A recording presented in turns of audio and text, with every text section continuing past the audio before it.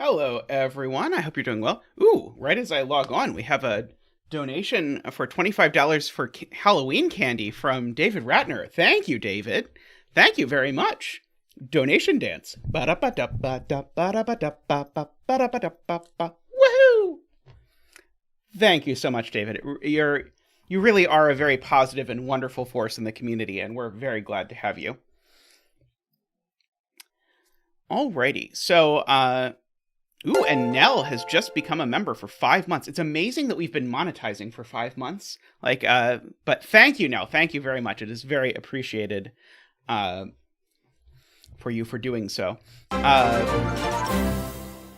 Yay! Thank you, Nell. So we are today doing a second day of basically supporter-voted puzzles. So people who click the join button down below and contribute at the windmill level or above, they get to vote on puzzles. They get to see a gigantic list that is ridiculously long and always getting longer of puzzles, and they get to vote on which ones they want to see. And so today we're just going to do those. This is all in lead up for next stream. On Sunday, we're going to be doing pencil puzzles. So I set a pencil puzzle setting challenge. We have gotten some number of puzzles for that. There may be a few last-minute submissions, but we'll be doing those. And you can see the lovely and wonderful thumbnails my wonderful husband has been making of penguins doing stuff with pencils. It is very adorable. So we will do that. So I am looking forward to seeing what people have made, and we'll see. I encouraged people to stick to 3 stars or below, and I think I've seen 1 4.5 star and 1 5-star puzzle in the list of things people have submitted. So we'll see how close or not close people came to hitting the target on the difficulty. It will be an adventure, we'll say. Alrighty. So this first puzzle, and I will try to say this for every puzzle today, but then I will forget, but I will try. This puzzle was voted for by Daniel, Ken, Luda, Russ, Chili, Math Pesto, Eric, and David. So I am dedicating this solve to all of you who voted for it. I'm looking forward to it. So let's see what is involved in this puzzle. We have... so this is by SSG, by the way, SS Granner, I believe, on Discord. So we have normal Sudoku rules. We have to shade some cells according to Yin Yang rules. So Yin Yang rules mean that we're going to shade some cells purple and some cells blue. No, we're not. That would be terrible. I realize this blue, although this blue is lovely. The blue is lovely and looks exactly like the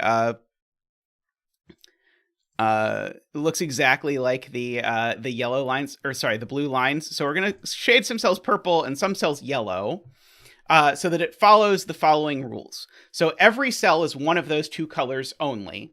All of the purple cells connect to all of the purple cells. All of the yellow cells connect to all of the yellow cells. There are no 2x2s, so this would be of one color. So this would be forbidden. Can't do that. And I guess that's technically all the rules. But as we'll mention, there are a couple sort of additional rules that sort of imply out of this.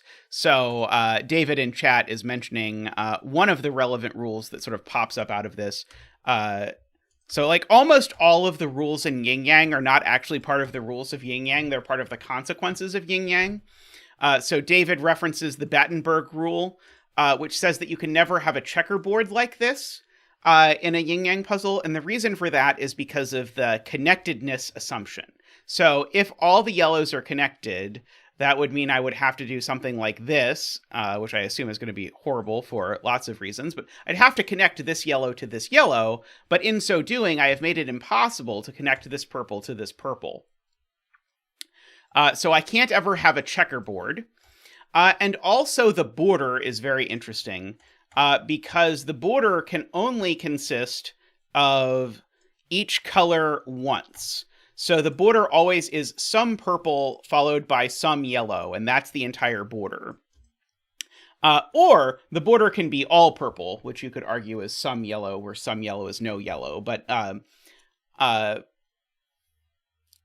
we have that. I totally agree with Ranksk, by the way, that the name Yin Yang suggests that there should be an island. Like, Yin Yang is exactly the opposite of what the rules actually mean. Like, in terms of what they're referencing, I think they could not possibly get further from evoking the rules that they're suggesting. But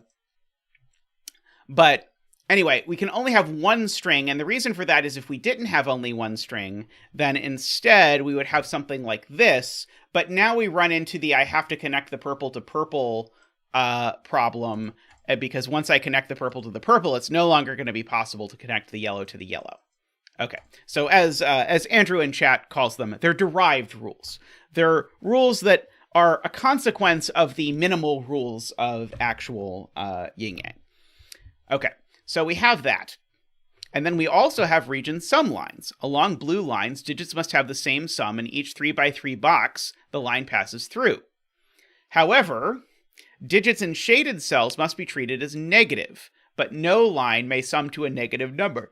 Excuse me. Sorry about that.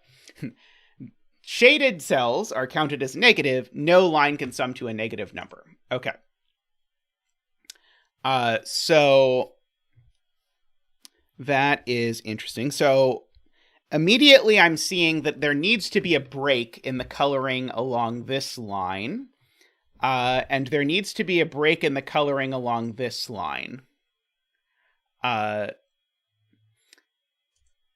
That's interesting. Russ suggests that we start by unshading these things. By the way, I should pause and say, please take a moment to like the stream if you have not done so yet. I had originally imagined that... yeah, I think this is what's going on. So I'd originally imagined I wasn't going to decide which of yellow and purple was shaded and which was unshaded until the very end. But Russ makes a good point that I actually know that this cell has to be unshaded. But I also know there has to be a break in here. And the reason for that is if there's not a break in here... Yes, don't cross the streams, but please do like the streams because it helps new folks find their way into this wonderful community that we have, and we much appreciate it. And I've really enjoyed. We've been having a lot of new folks hanging out in the chat lately and saying hi, and I greatly appreciate that. If you are new and you haven't said hi yet, please do. I know a lot of times people will sort of like wait until they have a puzzle or a thing to suggest about the puzzle, and then I welcome them, and then they're like, actually, I've been watching for 2 months, but feel free to say hi. If you don't want to, that's fine too. So there's not a border up here is the answer to Rank's point. This is not going to have a border, but there has to be a border here because either all of these are positive or all of them are negative, and that's not going to work. And there has to be a border here because either all of these are positive or all of these are negative, and that's not going to work. And what that means is all of this, all of this must be, and so we know actually what it is. That's the point. All of this now has to be unshaded, right? Because I'm shading the entirety of this line, or unshading it. Sorry, which ones are counted as positive and which ones are counted as negative? Shaded, so these are all unshaded. So they count as positive. And these are all shaded, so they count as negative, although it doesn't really matter. This cell darn well better not be yellow. Because if this cell is yellow, then we're now adding 6 different digits to make this work. So this cell is purple. And now that I know the difference between shaded and unshaded, I can go through and use Russ's point from before. So this must be unshaded because it needs to sum to a positive number. These, in fact, both have to be unshaded. Because in order to get to a number that's at least 15, I need 2 positive numbers. I can't use a negative. Hey, F Jim. We're going to have some yin yang stuff to fill in a second, but I want to fill in all the stuff. Yeah. We do need a betting tree at some point. You cannot directionary because every line sums to a non-negative number. That is the last line of the rules. I understand why that's there, but it pains me. But the reason why it's there is because otherwise some finiggity people would complain that the puzzle didn't have a unique solution because you could invert shaded and unshaded, but shaded and unshaded in a yin yang puzzle are symmetric anyway, so I would just have not specified that and would just say you have to color it in 2 colors that have these properties, rather than distinguishing between shaded and unshaded. This has to be unshaded because of the sum of this line. So now let's do yin yang stuff, although I'm sure there's probably more easy stuff. Okay, so this is unshaded because of the no 2x2 rule. This immediately needs to be yellow. Yeah, I would much rather just say yellow and purple, but I do need to do that. This needs to be yellow because otherwise this line can't have a positive sum. This needs to be yellow because this line needs to have a positive sum. This needs to be purple just by yin-yang stuff. This needs to be yellow to avoid a checkerboard. This purple needs to get out, at least that far. This purple needs to get out to be that far. Oh, Jay Dyer's actually right. I thought it was... I had actually convinced myself of something that's incorrect. Actually, these rules do add something, because they do mean that all the sums have the same high-lowity, or positive-negativity. All the sums have to have the same positive-negativity, which would not be true if you just removed that. Let's see, avoid a 2x2, avoid some more 2x2s. Let's see. Oh, the purple has to at least make it into these cells. The yellow has to at least make it into these cells. I could probably argue by arithmetic that some more stuff has to happen, but let's do shading first. Okay, I am now becoming very terrified of this puzzle because this is listed as this is listed as being a 5-star puzzle, and we're going to have the whole grid shaded before we even enter a digit, which suggests that this is going to be then nightmarish killer stuff. By the way, we do need a betting cell. I'm going to put it there unless someone who's done the puzzle can tell me what the last cell they filled in was. I did see someone say they'd done the puzzle and row 9, column 7 was their last one, but I don't quite believe it. Okay. So I guess all of this could be yellow. That would be fine. I think all of this could be purple. I think that would be fine. I can start writing in candidates for digits soon, but not necessarily yet.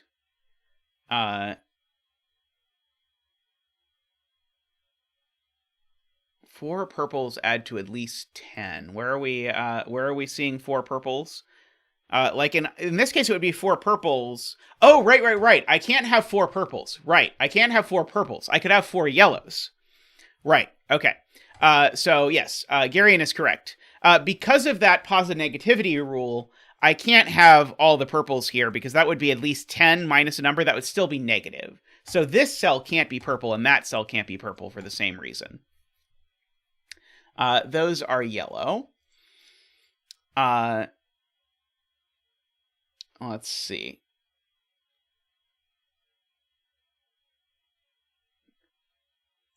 That's a genius spot from Naverio. If this cell is yellow, the only way these purples connect is by going through both of these cells, but then that makes the sum of this purple rather than yellow. So this has to be purple. That's genius. Now this has to be purple to avoid a Battenberg. But that was very cool. I liked that a lot. One of these is purple and one of them is yellow, I know. So one of these is purple and one of these is yellow. Oh, I know. Okay, so I know that. Okay. So I think I know the arrangement of this whole mess. These can't be both purple, and they can't be both yellow because it would cut this off. These can't be both purple because they'd make a 2x2, and they can't be both yellow because they'd cut this off. So this is 1 purple and 1 yellow, and this is 1 purple and 1 yellow. But the 2 purples have to align horizontally, because if the 2 purples don't align horizontally, these purples don't connect to these purples. And I guess maybe more pointedly, you would have a Battenberg if they didn't align. So where are the two yellows? Well, not here, because that would make a 2x2. So those are both yellow and those are both purple. And now this is purple to avoid a 2x2. So we get that. This has to be yellow, because otherwise this line has a negative sum. This has to be yellow to avoid a 2x2. This purple has to get out. This has to be yellow, because otherwise this line has a negative sum. This purple has to get out, so that has to be purple. So this has to be yellow, because otherwise this line has a negative sum. Yes, it seems like lines can sum to 0. So when I talk about posinegativity, I should really be talking about posinegazeroativity or something like that. But we have gotten that. This purple still has to get out, in fact, because we still haven't yet found friends for it. Let's see. So that purple can connect either through there or there. Semi-posinegativity. Okay, I love semi-posinegativity. That is perfect. This has to be purple to avoid a 2x2. This has to be purple to avoid a Battenberg. Let's see. One of these two needs to be purple just because this purple needs to connect somehow. So one of these is purple, and they're not both purple. So this is a purple-yellow pair. Oh, sorry, there's an easy way to do this. If I make this cell purple, this line is all purple. That doesn't work. So this cell has to be yellow. Oops. Cell has to be yellow. Sorry, that's going to drive everyone absolutely nuts. How maddening is that? I think that might actually get people unsubscribing. If I did this yellow that is just ever so slightly differently than the yellow I was using before, that would be that would be nightmarish. So yeah, this has to be yellow because otherwise this line is all purple.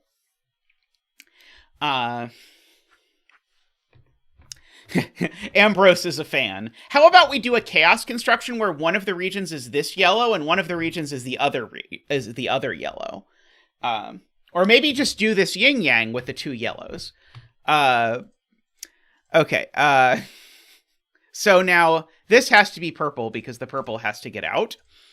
Otherwise the purple is trapped.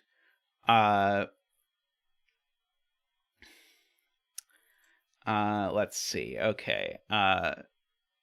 Okay, this yellow isn't yet at a point where it needs to actually connect. Row 6, column 5. Right. Jay Dyer points out this has to be yellow because otherwise both of these are purple, and I can't let both of them be purple. I am terrified of what the back half of this puzzle is going to look like.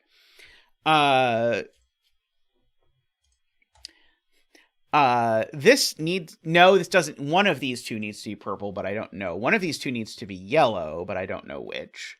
I don't think yet. Let's see, if this is yellow, I force purple down here, but I don't necessarily think that's going to force anything. Let's see, Kurbon says row 6, column 7 must be yellow. Oh, I can turn on row column numbers, by the way. That's always helpful. Okay, what's going on with row 6, column 7 that it needs to be purple? The other row 6. Oh, I clicked turn on row column numbers. Somehow when I click show row column labels, it does not, in fact, show the row column labels. Well, the other row 6, this has to be yellow because it's a single cell sum, so I can do that one. So now, this purple needs to connect to one of these at least. That one would be interesting, but not necessarily impossible.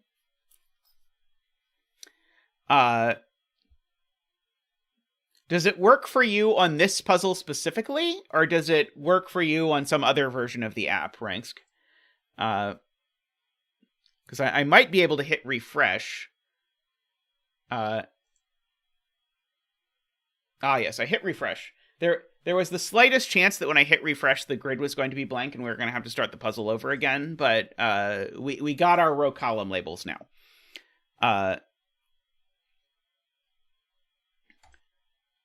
Yes. If purple doesn't go here, these are both yellow, is Ambrose's point. And so purple has to go here to avoid a 2x2 down there.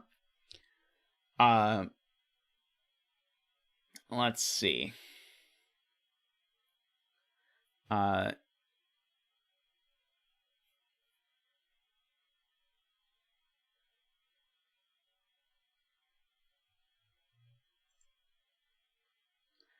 Okay, so I'm trying to understand Navario's point that this has to be purple. So if this was yellow, I'm summing 4 yellows and subtracting 2. So this could only be an 8 or a 9 in that universe. But these wouldn't sum to at least 10. These would sum to at least way more than 10 because there's a 2 already here. So there we go. So yeah, so in fact, the minimum sum of these 4 cells, if I just sum them all, is 1, 3, 4, 5, 6, which is 15 minus 2, which is 13. So the minimum sum of these is 13 minus 2 is still too big. So that's great. I really like that. Given 2 suddenly doing some work. So we've got that there.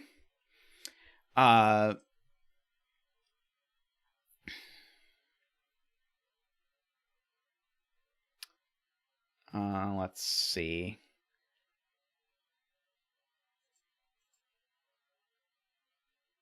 These can't both be yellow.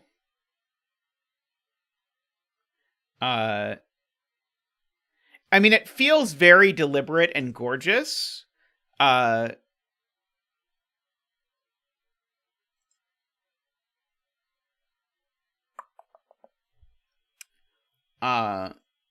What does it do, though?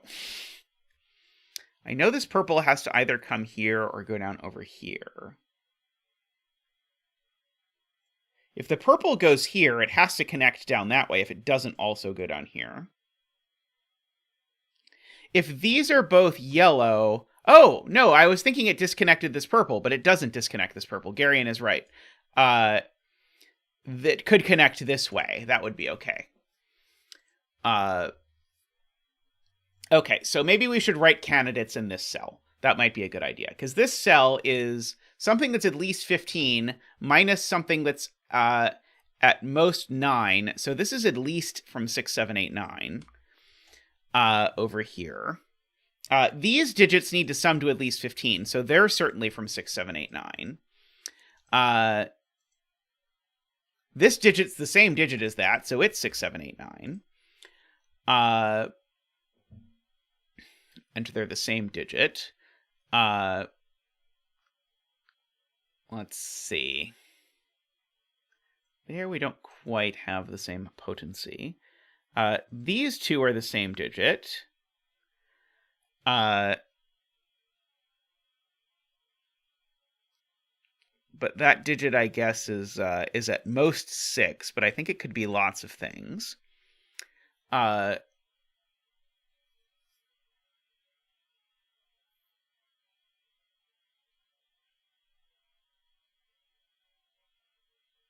Sorry, I'm trying to understand Jay's point. Row 2, column 3,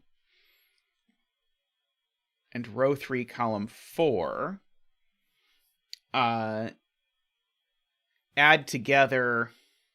Right. If I sort of move this minus to the other side, these 2 cells together add to the 5 yellow cells. That's really cute. Okay. So Jay is suggesting take this equation and move the negative to this side so it's positive. And so these 2 numbers need to add to at least 15. Which means this also needs to be a 6, 7, 8, or 9.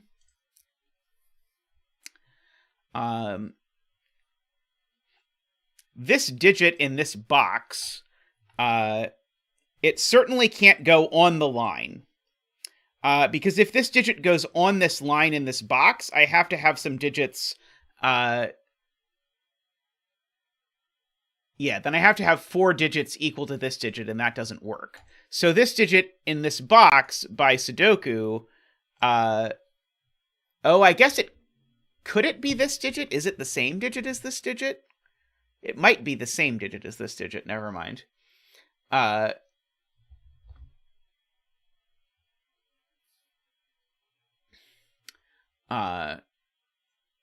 Yeah, I think this digit has to be one of these two, but I think it could annoyingly be the purple one, uh, which is very upsetting. But this digit, either way, it goes in row 1 over here. So that's going to put a huge restriction on it. Because this digit, it goes in the yellow sum over here, but this yellow sum is at most 17. And so that means this yellow digit, because it goes up here, it can't be larger than 7. So this is actually only a 6 or 7. Now this can't be 6 or 7, so it's an 8 or 9. And so now this 6 or 7 does go there. Ha ha! Nice. And now, in order for this to be positive, this has to be bigger than the 6 or 7. So now this has to be 7, 8, or 9. And so now this thing is at most 3, and it's the same. Oops. It's the same as this digit. Ooh. But now these have to have a positive sum. So now this can only be 1 or 2, and now this can't be a 1 anymore. This is very snazzy. So we've got that. I'm pretty sure. Yeah, so this being a 6 or 7 really restricts what these can be. Oh, why are those yellows the same? They're not? Maybe they're not. I think I cheated. I think these two yellows are not, in fact, the same. Good catch to Crispy. These yellows are not the same, right? It's sadly, that's not the way this works. But this being only a 6 or 7 means these can only sum to either 15 or 16. So if So I'm trying to figure out, yeah, these two sum to this, and so the maximum sum here is 16. So there's definitely a 1, 2, 3, 4 all up in here. But I don't quite know what to do with that yet.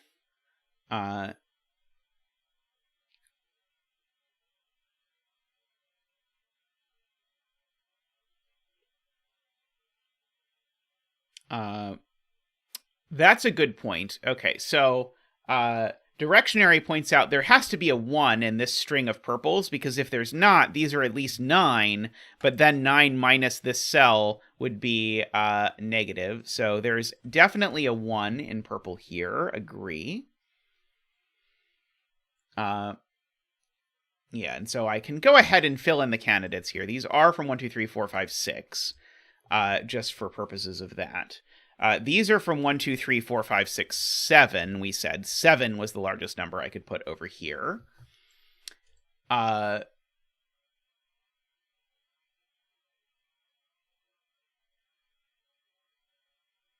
the sum could be 0. Right, sorry. This is not relevant to that point, but it's relevant to this. That could be 0. But these are still from 1, 2, 3, 4, 5, 6. These are still from 1, 2, 3, 4, 5, 6, 7. Which means that in this row, the 8 and the 9 are up here. I don't know that that does anything whatsoever, but it's a true thing, I suppose.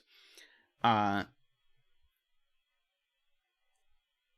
so this 8, 9 goes in one of these two cells.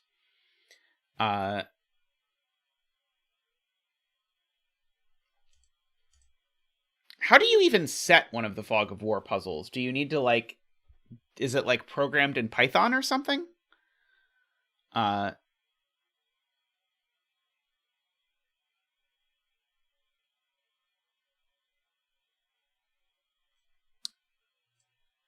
So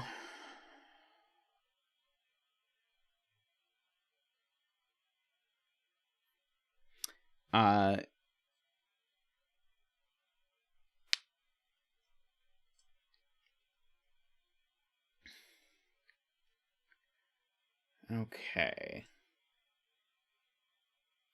these two sum to this. So the only way this isn't 15 is if these are 9 and 7 exactly.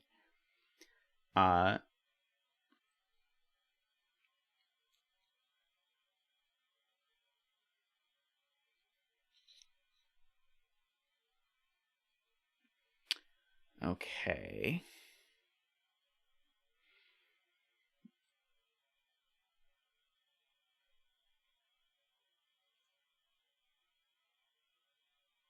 So purple sums to at least 7 is Crispy's point. So this is a 7, 8, or 9. Okay, how is that going to be useful?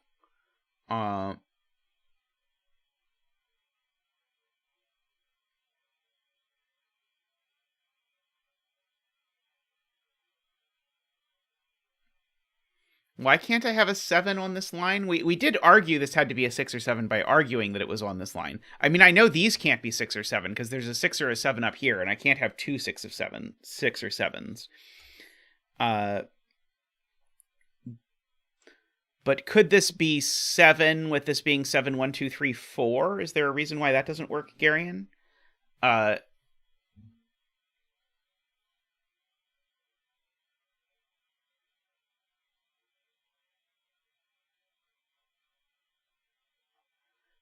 Oh, these can't be 6. Sorry, I think I was completely misreading what Garion was arguing. Right, they can't add to 15, so this can't be a 6. Sorry, I thought Garion was arguing that this had to be a 7 or that this had to be a 7 or something. No, but I agree with Garion. There's no 6 in these because these can't add to 15 because we know this 6, 7 is in there.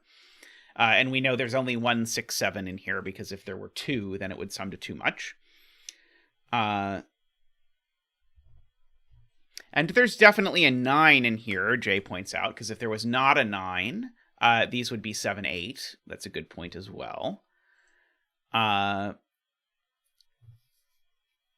see.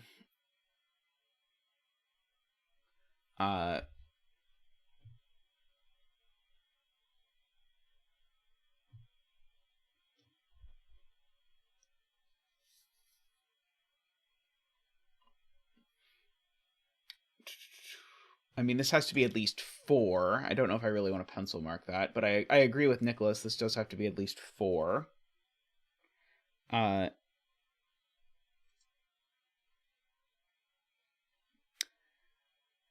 Let's see.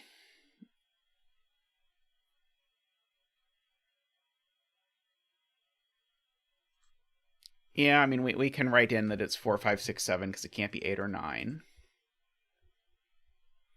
This isn't a pencil mark I'm excited about, but sometimes the pencil marks I'm not excited about are the pencil marks that break open the puzzle. I'm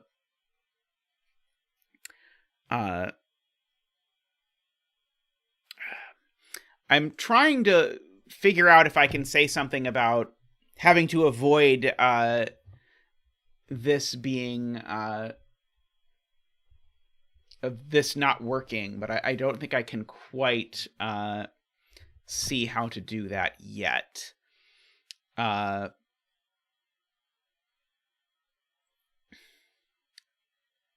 Yes, so...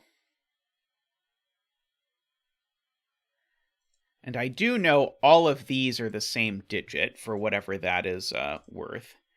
Oh, this is probably something I should be doing with circles, huh?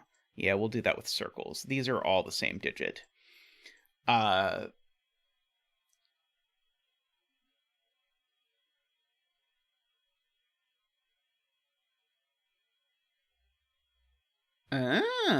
a good point. Okay, so 9 and 8 in this box are in these cells, which Jay Dyer points out gives us a Jovi wing on 9s in these two columns, which places a 9 down here.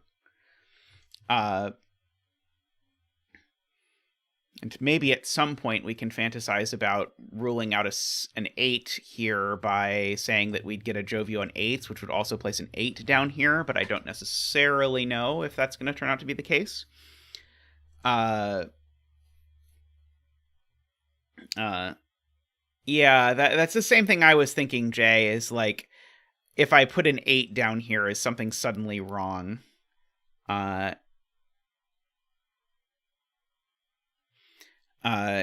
I could do like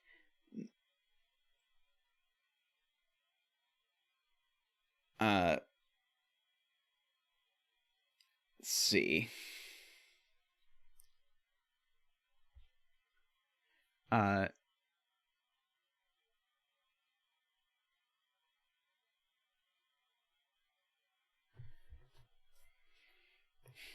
I mean, 7 in box 1 is in one of 3 spots. Yeah, that's what I was worried about, Jay, is if the 9 is positive and the 8 is negative, I feel like you've just made it very easy.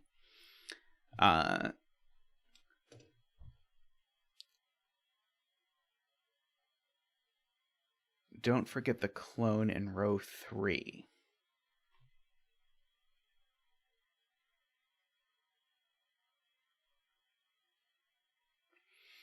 So if there's a 7 here in one of these 2 cells, it makes that a 6, which then makes is the claim that if this one of these 2 is 7, it's going to break through the math of this? Because if one of these is 7, this is a 6. So I need these to sum to 15 exactly. But I've got, in that instance, everything.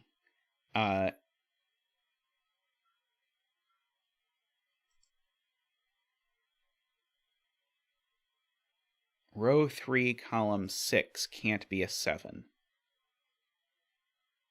Right, okay. Yes, so, okay, so sorry, I thought we were going to get the value of this digit, but we're getting a single-digit elimination. But hey, I'll take it. This digit can never be 7. Because if it were 7, it would rule 7 out of these 2 by sudoku, and out of that by clonage. So it's a single-digit elimination, but it's a very cool single-digit elimination.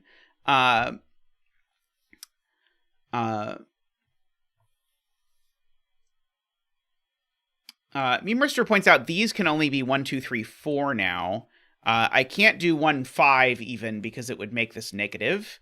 Or sorry, would make this negative or 0, and I know the sum of this line is positive.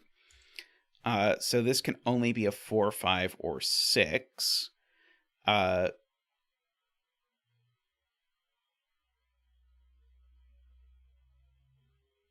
I almost have like the bones of some sort of oople or something, but not quite. I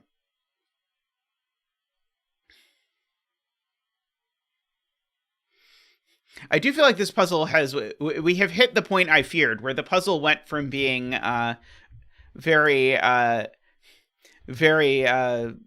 smooth and jumpy to looking for single-digit eliminations coming from clone interactions, which, given the difficulty and the combination, or in the start, I was worried it was what would happen.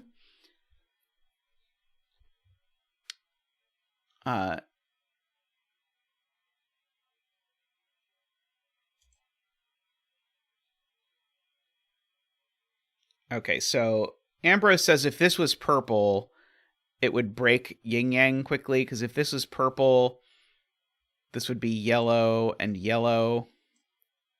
Ah, yes, and that doesn't work. Yeah. So, yeah, if this was purple, this would have to be yellow for the sum, and now this can be neither purple nor yellow because we'd either Battenberg or we'd have a 2x2. So this is always yellow.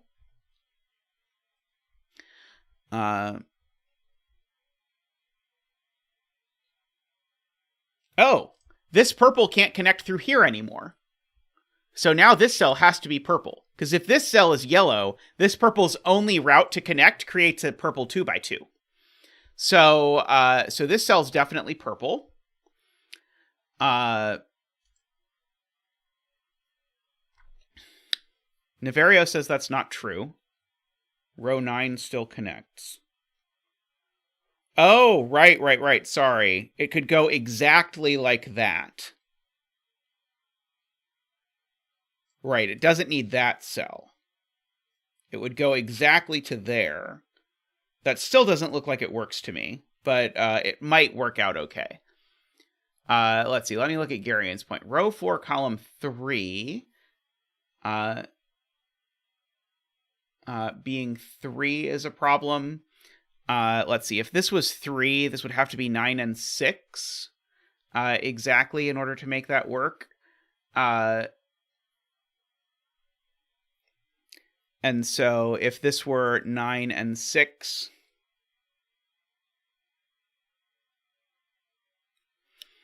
sorry, I'm not understanding. I need to look up too many things. Let's see. Row 3, column 2. So these would be 9 and 6. That's the only way that works. Row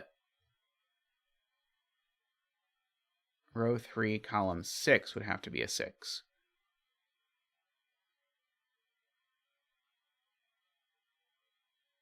Then column 6.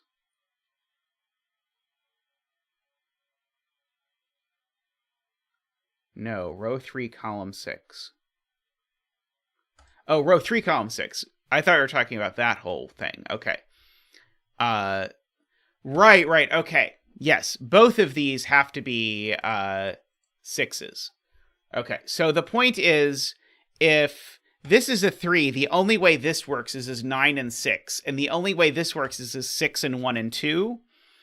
But now the problem is both of these are 6. Okay, so this is not 3, is the point of that. And if that's not 3, now I can't have... oh, maybe that doesn't actually do anything over here. I thought it was, but I don't think it's going to. Because I think the easy thing is for this to be small, not for it to be big, unfortunately. Let's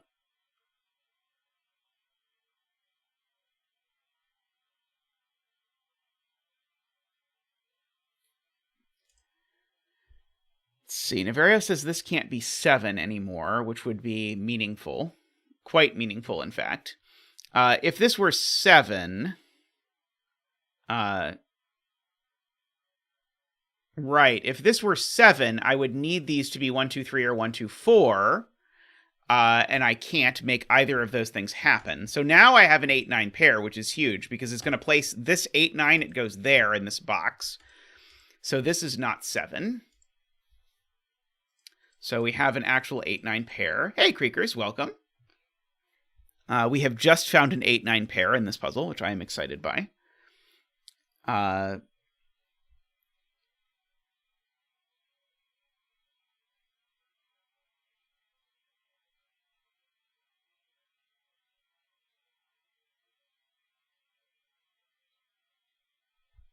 Yeah, so the purples here are a minimum of 8.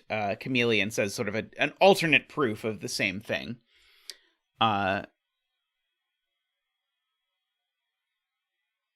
Oh, let's see. Okay, so I think I'm going to end up believing Afraid Not's point, which is that there has to be a 3 on this line, because if there's not a 3 on this line, it's a minimum of 1 plus 4 plus 5. So there's always a 3. So that is good.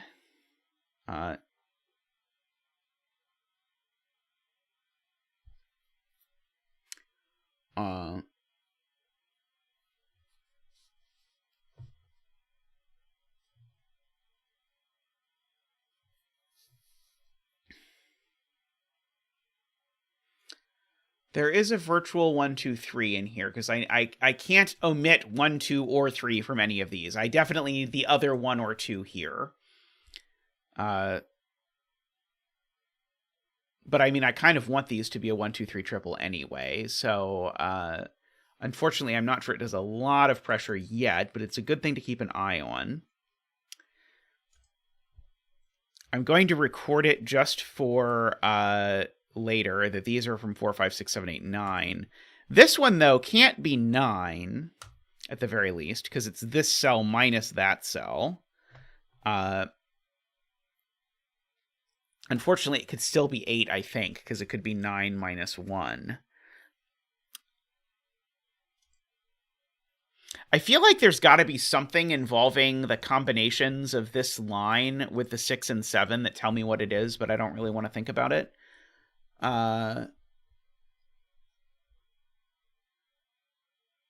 We do have an 8-9 pair in column 3. Sadly, this isn't the cell I was super interested in, but I should note it because maybe it turns out the cell is more interesting or more powerful than I think so. So, good note. 9 and 8 are actually both very restricted in this box, I'm noticing. Because 2 of these 3 cells have to be 9 and 8.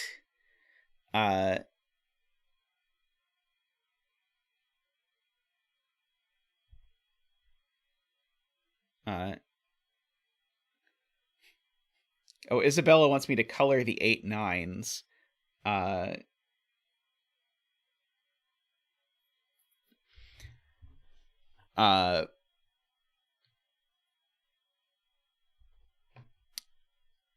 Shaded is purple and unshaded is yellow.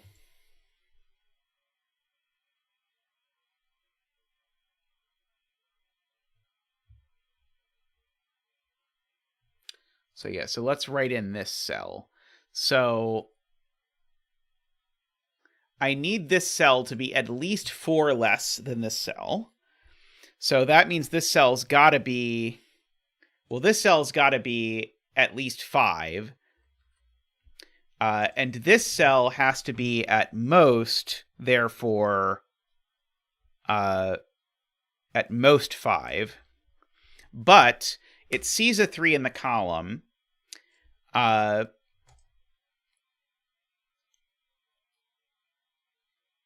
If this is 5 and 9 and 4, we break this arrow in a complicated way. But if this were 5, this would be 9, this would be 4. I could put neither 4 nor 5 one here, and so now this is a minimum of 1, 3, 6, which is too many, so this can't be a 5. So I think this is only a 1, 2, or 4. That is very interesting with regards to what's going on this, because I wanted to put whatever I want. I guess it wants to be that cell, doesn't it? It wants to be that cell.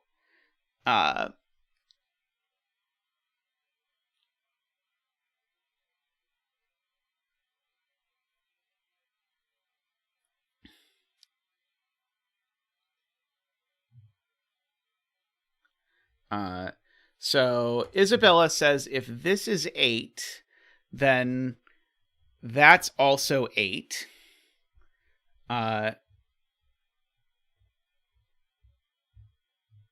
So this is 8, and this is 8, and so that's 9.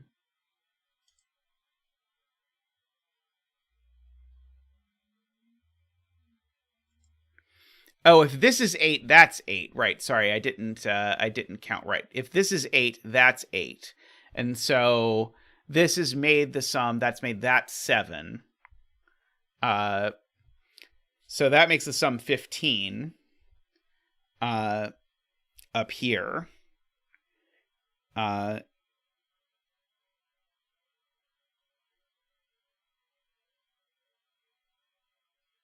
So this is 7.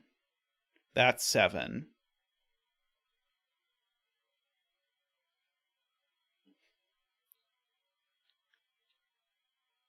Oh, it puts 2 9s. I mean, I don't even have any way of thinking about it yet. So anyway is an easier way of thinking about it for me as it currently sits. So if this is an 8, that's a 9, that's an 8. So that's a 7.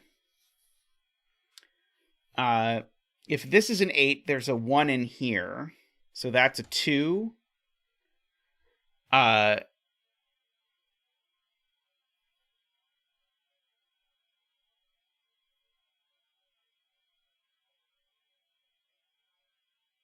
The line in row 8, column 2.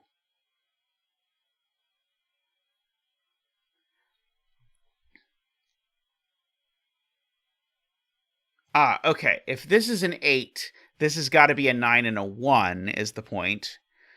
But if this is an 8, that's an 8, so that's a 9. And so both of those are 9. Okay. That is not very bad.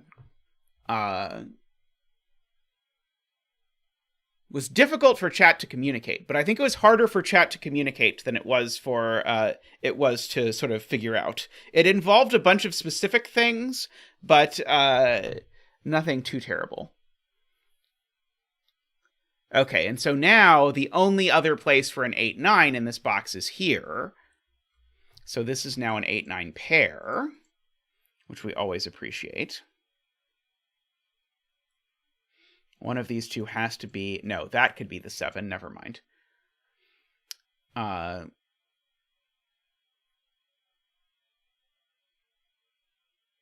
If this is an 8, this is exactly 1, 3, 4.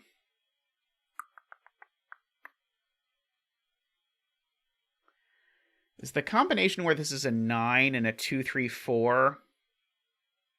Yeah, if I'd have just colored the 8 9s and looked at this intelligibly, it would have been much easier to see. I was mostly just trying to spare chat me having 17 different colorings going on at the same time. Save that for the OnlyFans, I suppose, but let's see.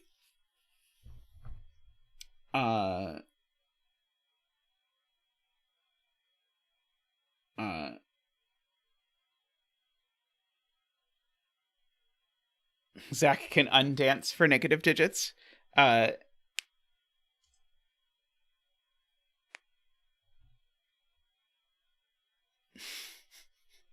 Confusing me with the other well-known Sudoku streamer, zetamath.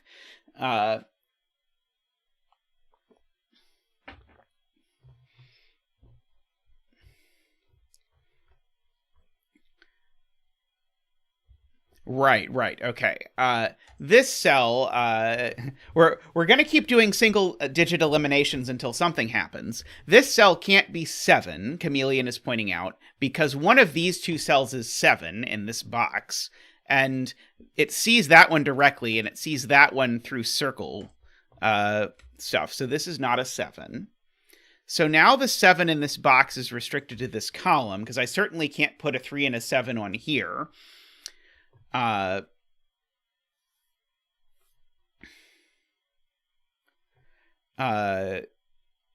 so there's a 7 in one of those two places. There sure is.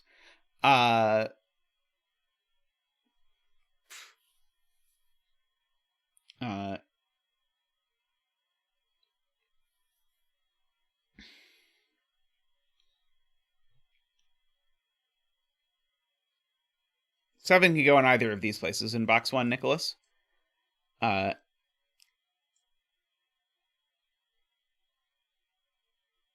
Okay, so if this is a 7, now Crispy points out, if this is a 7...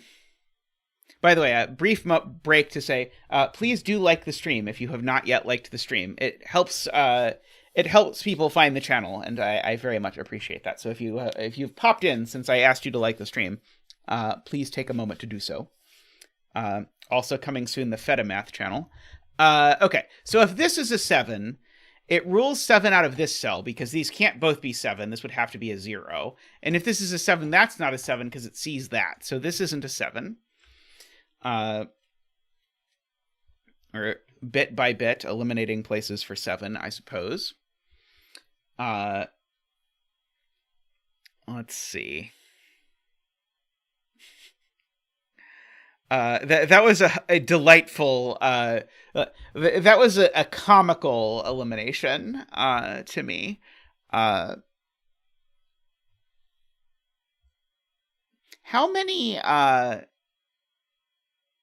many of 1, 2, and 4 have we used in these digits? Is it possible that we have used all of the 1, 2, and 4 in these digits? No,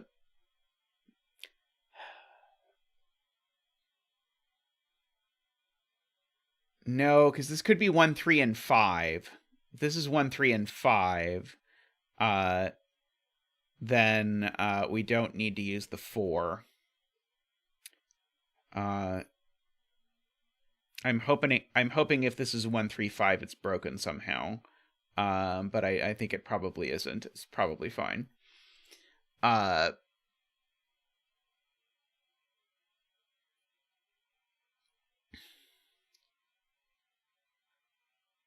uh,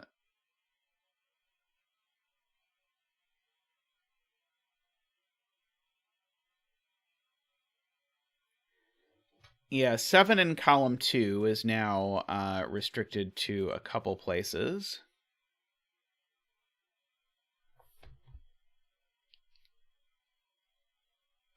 Okay, Naverio is going to give us a shading thing and tell us that this cell can't be purple. Because if this cell is purple, that cell is yellow, and now this cell has no value.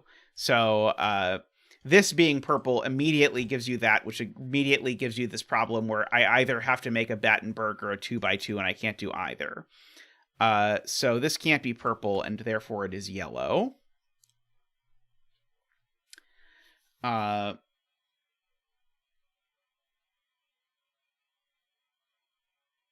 Somehow that combo is coming up a lot. It's going to turn out that none of this math was necessary, and we were just supposed to color a little better for the Yin Yang puzzle, and then it would have all worked.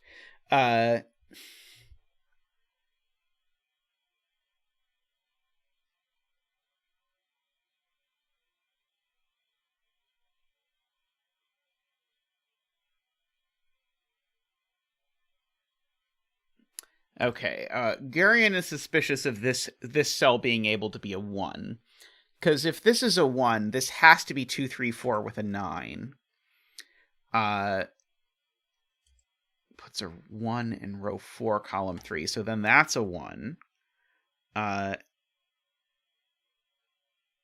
Makes the circle... Yeah, makes this 7, 8. But row 6, column 3 would also be an 8. Right, okay. Whew, that's ridiculously complicated. So if this is a 1, this becomes a 2, 3, 4, which makes this a 9.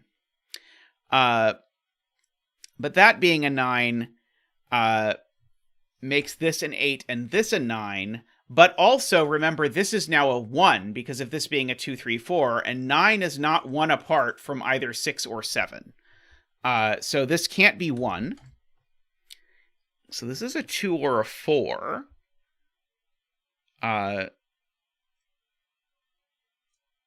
Which is interesting. So 2, 3, 4 is no longer available. So now there has to be a 1 on this line. Because if there's no 1 available on this line anymore... then it now can't be 2, 3, 4. So purple needs a 1, and so we actually get a digit. We get our nice little yellow 2, so we can bring out Zek. Woohoo!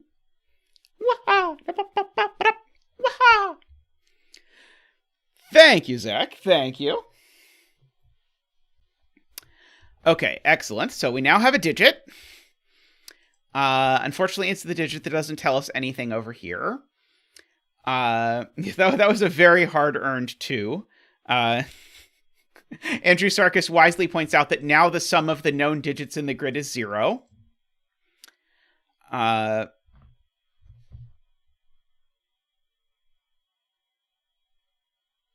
Okay. So now Nicholas points out this can't be a 4 anymore. Because this now needs to be 2 bigger than these. So in fact, neither of these can be 4 either.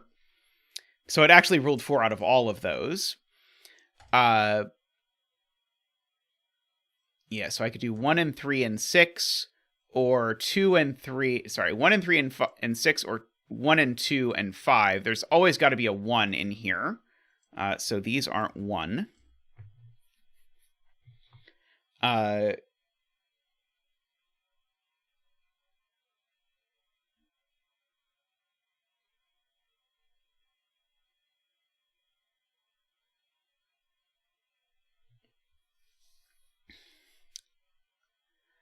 Okay.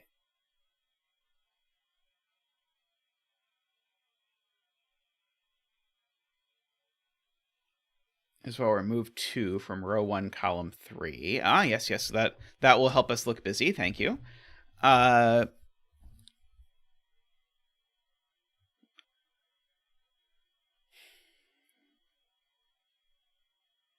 So what are the candidates for this? So we know 1, 2, 3, and 4 are on the line. So this is 5, 6, or 7. So that gives us a 5, 6, 7 triple in the row. So this isn't 5 or 6. This isn't 5.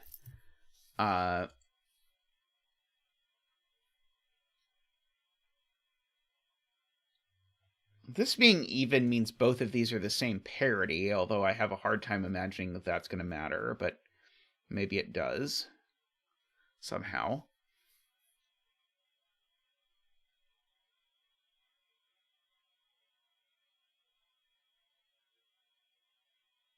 Trying to figure out if this is 8 or 9, which 8 or 9 is it? If this is 8 or 9, it's that 8 or 9, so it's that 8 or 9.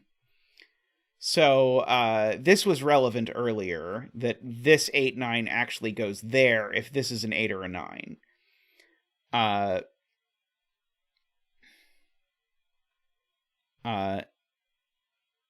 So I'm trying to see if I believe that this tells me anything. So maybe I don't believe that it does.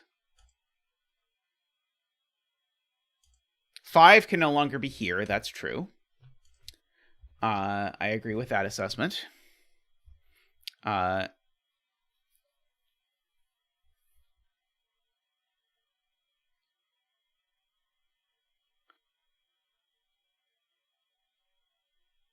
Is there any way there's not a 2 or a 4 on this line? Right, there could be a 5 on this line, is the point. I think.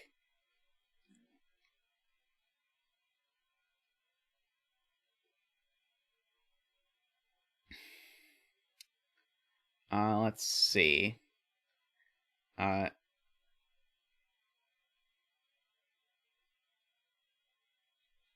do we know that the yellows are 1, 2, 3, 4, 5?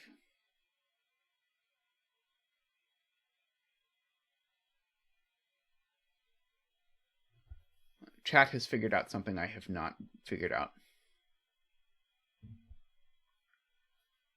Oh, the claim is these always sum to 15. Sorry. Someone said CJ Dyer's point, and I think they meant for me to read 2 J Dyer points ago, not the most recent J Dyer point. So the claim is these can't be 9 and 7 anymore. I'm trying to see what breaks if these are 9 and 7.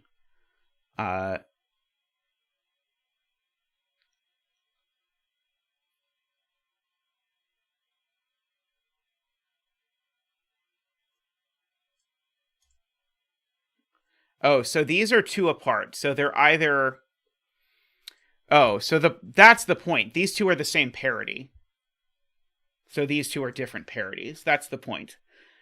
These are 2 apart, so they have to be the same parity.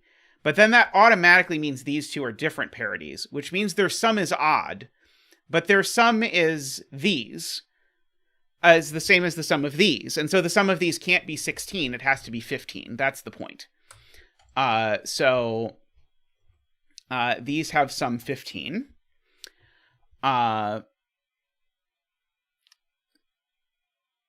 So that makes this not a 5. That makes it a 6 or a 7.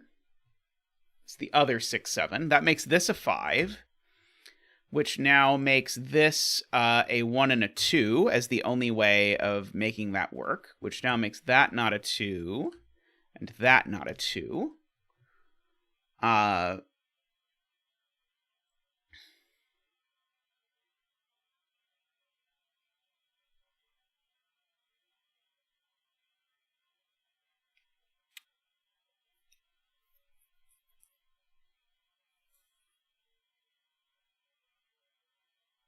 Can't put a 6 on this line. So I actually know that this is the 6, 7, 8, 9 for the column, right? The last 6, 7, 8, 9 has to go there in the column, because I can't put a 6 with a 1 and a 3 on this line. That's not going to work. 4 and 5 are the only things I can plausibly put on this line. Chameleon saying the thing I was just saying.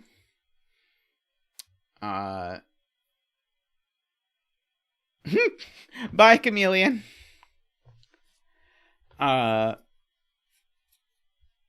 This can't be a 1 anymore, for whatever that's worth.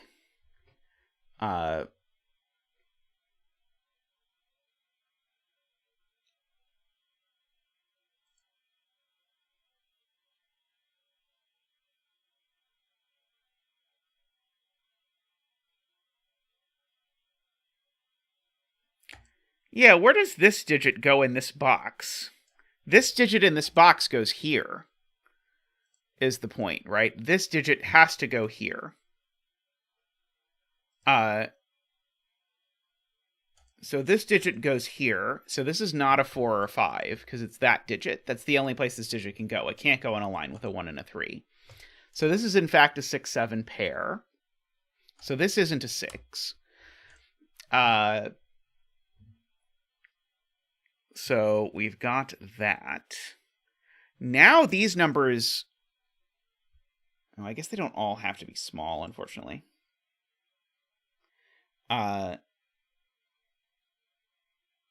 So this being 6 or 7 means this can't be 6 anymore. Because if this was 6, I can't get to a difference of 6 or 7. So this can only be 8 or 9. This is always 2. Because if this were 4, I would not get to 6 or 7. So that's always 2. So that is not 2.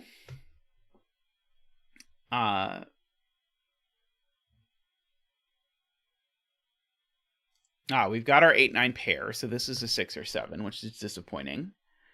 There is a 2 in one of these cells. Yeah, got the 6-7 down there.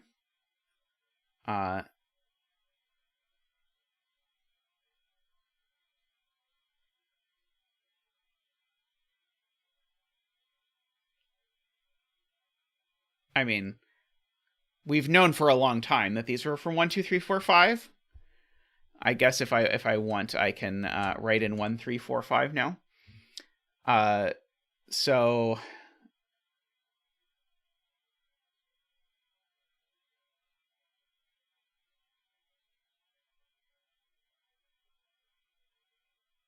right. This is blue for sure. Thank you, Mario.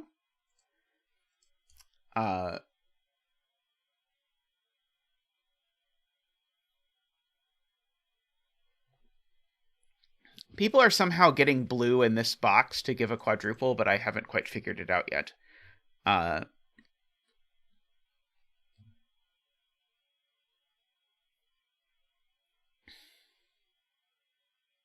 Right. Okay, no, I do remember. Because blue 6-7 can't go here in row 1. Because remember, orange 6-7 goes here in row 1, and I can't put 2 6-7s there. That's very clever. So the blue 6-7 in row 1 actually goes up here, making this a 6-7-8-9, completing the quad. Okay, so these are a 3-4 pair, is the point. So that's a 3-4-5 triple in this row. So these are a 6-7 and an 8-9 as well. That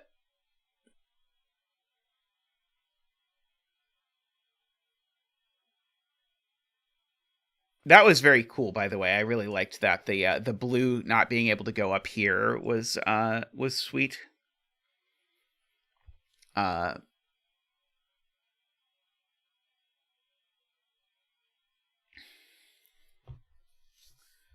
Let's see.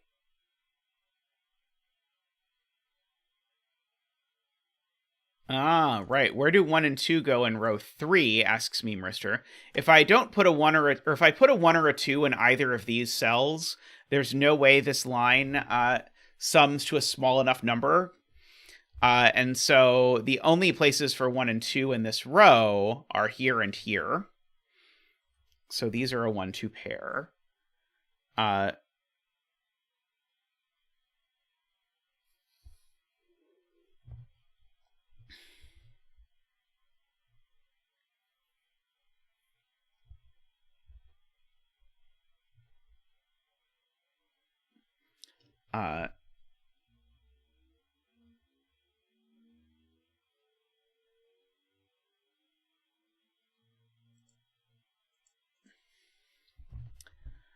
let's see.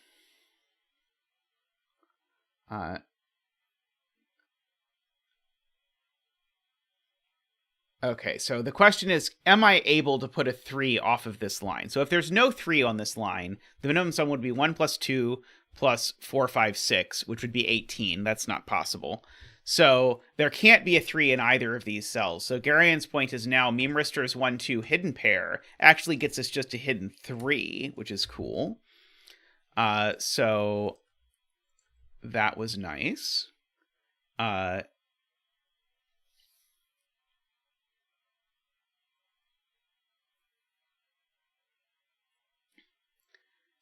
so now the digit that's missing, because I need to put a 4 in one of these cells. And so the point is, one of these cells is a 4. These are from 4, 8, 9. So there's no 4 on the line. And so if there's no 4 on the line, that means my line is a 1, 2, 3, a 5, and a 6, 7. 1, 2, 3, and 5 is already 11. So I can't do 1, 2, 3, and 7. Sorry, 1, 2, 3, 5, and 7, because 1, 2, 3, 5, and 7 would be too many. So it's got to be 1, 2, 3, 5, and 6. So there is no 7 on this line. This is a 1, 2, 3, 5, and 6 combo. But those numbers add to 17. So I remove the 7 from there, unfortunately. And so these are 8 and 9. None of these are 6. But now I know there's a 7 in one of these. And so because there's a 7 in one of these, this digit is not 7, it is 6. So orange is 6, blue is 7. And we can get rid of the circles to make room for more circles.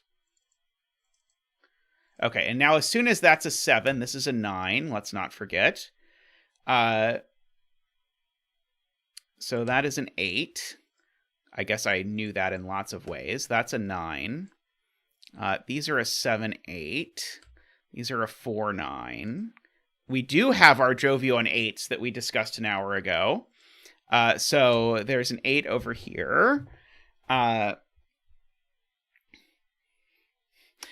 I feel like the difficulty curve in this puzzle is a little bit weird. Like, I feel like the very hard back half of the puzzle is coherent and the very easy front half of the puzzle is coherent, but it's really weird to have color almost the entire grid and then suddenly do single-digit eliminations all over the grid. Naverio makes a point that I believe is now true. Which is that because 8 and 9 are in these cells, this cell can't be yellow, because if this cell was yellow, now this would be at least 8, 9 plus 1. So 8, 9 plus 1 would be 18, minus a maximum of 2 and 7 would be 9, but this couldn't be a 9 because the 8 and the 9 are gone. So this is now purple by maths. Okay. Yeah, there's always that horrendous thing, as Jay alludes to in setting, where there is like getting a puzzle to be technically unique, and then the sort of like figuring out, okay, my puzzle is technically unique. How do I therefore actually turn it into a like finished puzzle? And that is tricky.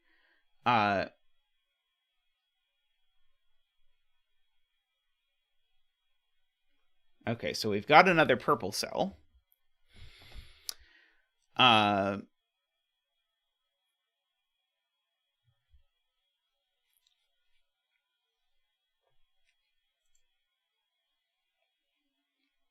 the nice thing is if you don't use a computer solver, you will probably rarely realize that your puzzle is technically unique, and then you won't be tempted to publish it in the state of being technically unique. This is an 8, I am being told, so that's a 9. Very good. These two digits have a difference of 2.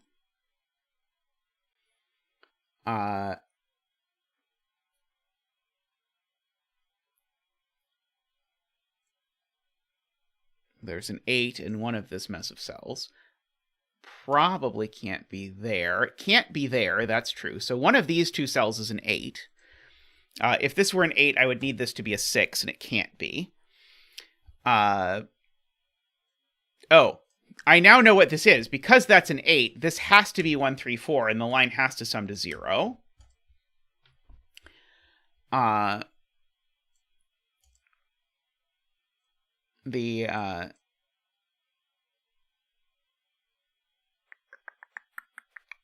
Okay, so yeah, so the line sums to 0. So if this were an 8, I would need these to be digits that added to 0. Digits that added to 8. They could not be 2, 6, which is suspicious. Unfortunately, I don't see why they couldn't be 3, 5, or even 1, 7. The 1, 3, 4 does look up, which gives us a 5 and a 3. So that gets rid of the 3 and the 5 there. None of these are the 5, so now that's the 5 over there.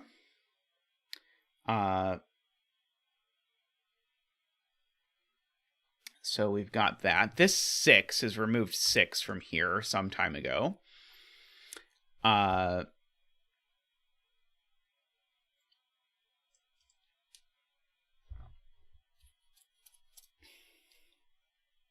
I also know that Yin Yang is an incredibly unruly hybrid to set because so much coloring ends up getting forced in weird, sort of unpleasant ways that you then, as the setter, have to sort of deal with it and keep track of these things. So it can be easy. It's a lot I'm given to understand. And I mean, one of the reasons I've never published a Yin Yang puzzle is not that I haven't tried to set Yin Yang puzzles, but is because I have run into this. They have the sort of anti-night problem where this path gets away from you. Okay, so I was trying to prove this couldn't be 8. And Jeffrey tells me I'm right that it can't be 8, but I'm trying to figure out why. So why can't this be 3 and 5?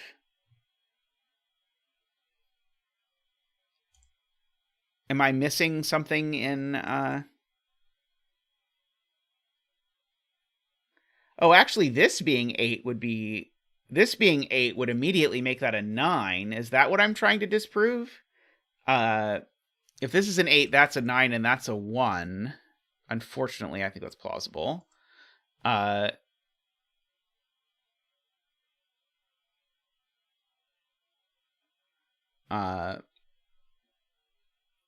Let's see.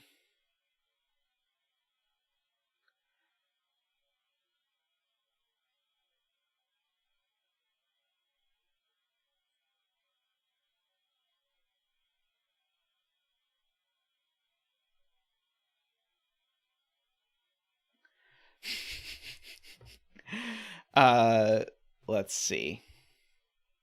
The other line. Not quite sure what exactly is going on.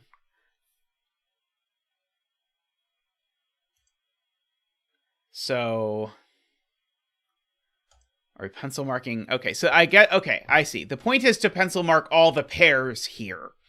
Okay, so this is the bigger one. It can't be 9. It can't be 8. It could be 7 and 5. It can't be 6 and 4. It can't be 5 and 3. It can't be 4 and 2. And it could be 3 and 1. And so the point is, if you pencil mark all of this, then this being an 8 now breaks every way of working this. Because if this is a 1, 7 as an 8, then we've now made this 5 and 3, which is -2, not +2. Or if we make this an 8 with this being a 3 and a 5, then this is a 7 and 1, which is +6, not -6. So this can't be an 8. Okay, that is disgusting. I am very impressed, though, that anyone saw that. So immediately this is a 9 and this is a 1. So good job on spotting that. That was going to take a while for me to notice. But pencil marking this was very smart. It was very, very restricted, and I should have pencil marked it before. So we will take whatever we can get. That's exactly right. So now this digit is at most 6.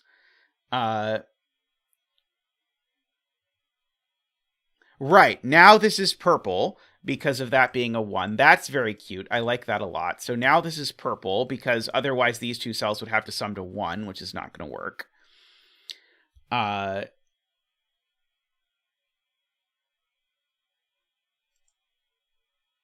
Let's see. I mean, I think actually I would have felt it was totally fair if I had pencil marked this and seen what was going on. And I should have pencil marked it. So I think if I'd have been sort of thinking about that, I think I would have found this totally fair. But having not pencil marked anything, it was a little bit gross. Let's see. Where is 5 in box 6?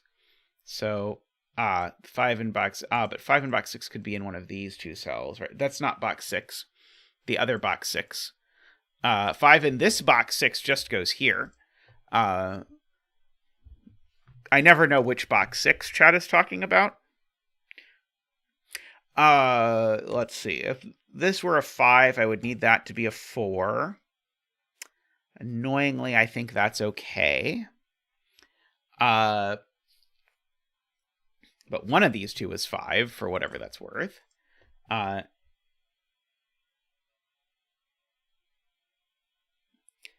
Should I ask myself if these can be an 8-9 pair? That might be a good thing to ask myself. If these were an 8-9 pair... Oh, I don't know what this digit is. Never mind. I should not. I should not attempt to ask myself that.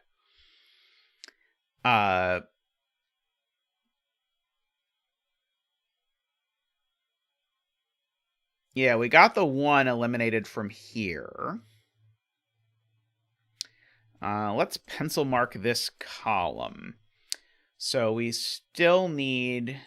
Okay, so the 2 in this column is definitely in here, because that's not a 2 anymore.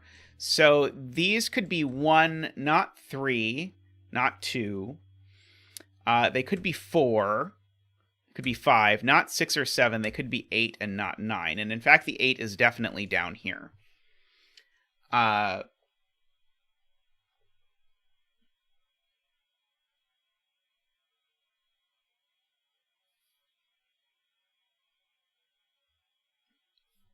Right. No 7, no 1 or 2 here.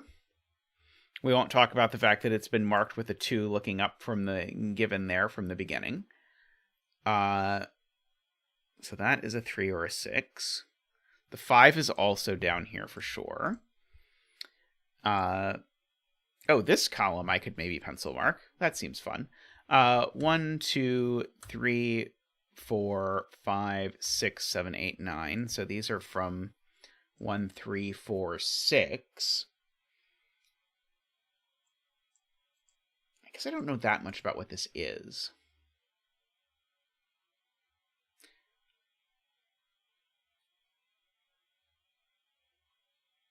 Yeah, I guess we can pencil mark this cell if we absolutely must. So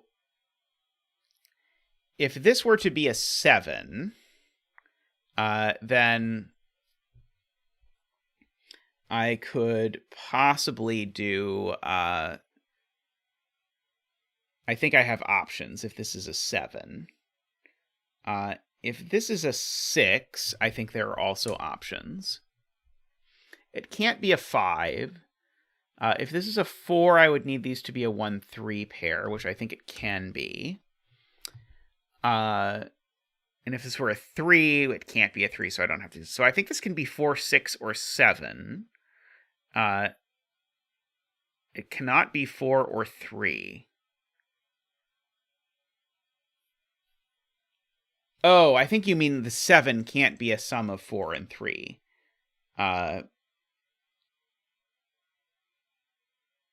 Which I don't see. Why couldn't it be 3 here and 4 there?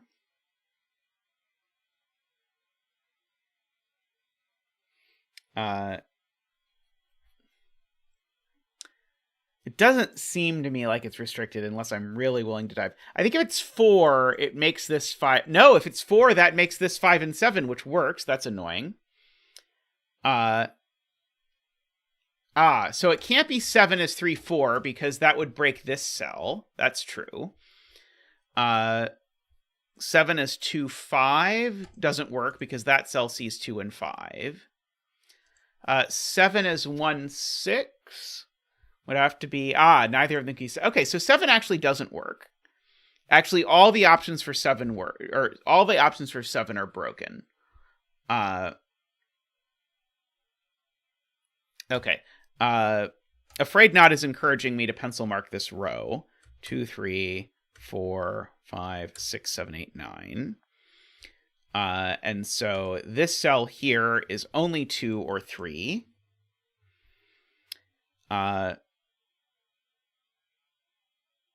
So if this was a 4, this would have to go 3 and 1. If this were a 6, this would have to go 2 and 4. Let's see, I'm told Medi has a good spot. 1 in row 5. Very good. Where is 1 in row 5? Beautiful. 1 in row 5 only goes here. So this is not a 1. That is a 3 or a 4.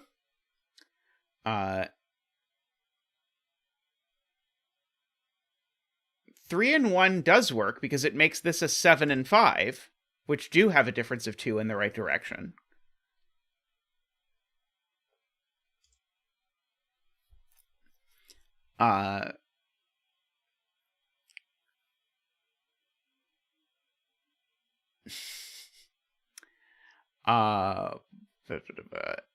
Yeah, I only knew that because I checked it earlier and was convinced that I thought for sure it would break because I saw the 1 and 3 were involved, and I was like, oh, this is just going to break, and then it did not.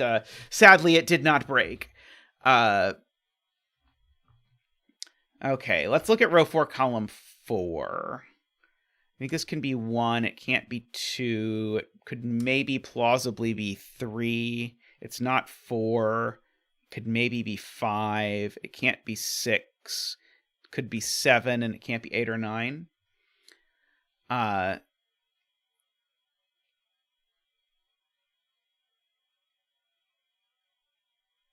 guess 5 in box 6 is always in one of these two cells. Or sorry, 5 in this box is always in one of these two cells.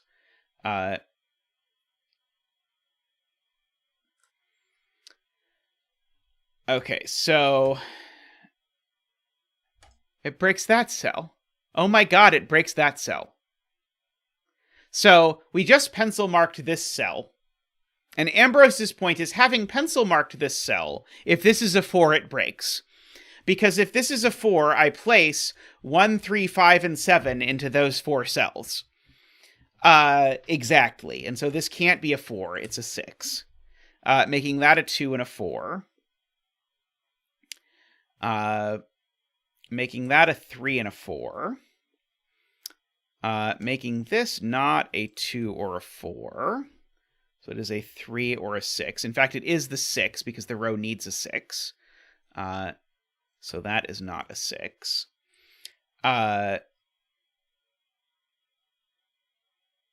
Okay, so this is now only a handful of options. So these are from 2, 3, 4, 5, 6, 7, 8, 9. Yeah, alas, the betting tree is... I fear that some expert Sudoku people might be able to figure out what the betting tree is early. I'm not sure, but I suspect that's true.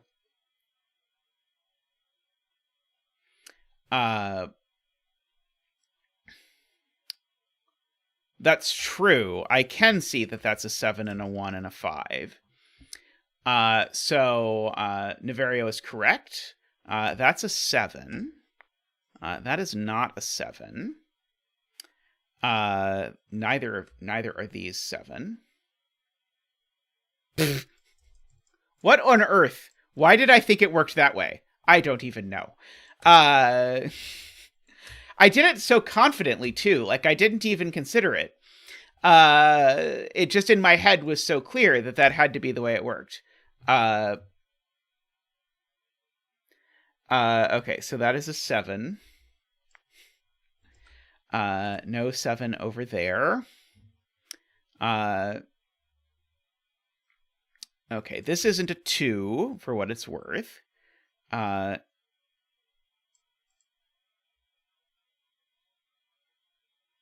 It's going to turn out that the windmills are not going to get their money's worth today, because I said I'd do only windmill puzzles, but it's going to turn out I'm going to do only this puzzle.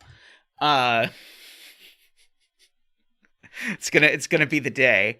There's a 2 in one of these 2 cells. The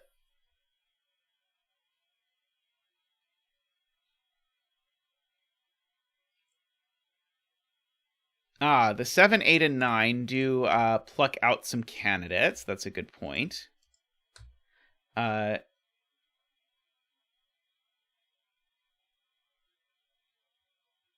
Yes, this line now needs to sum to 6. That's interesting. So if these are 8 and 9, I would need all of these to sum to 11. So I would need these 2 to sum to 9. I mean, my guess is I'm supposed to prove this isn't an 8-9 pair, but I could be wrong.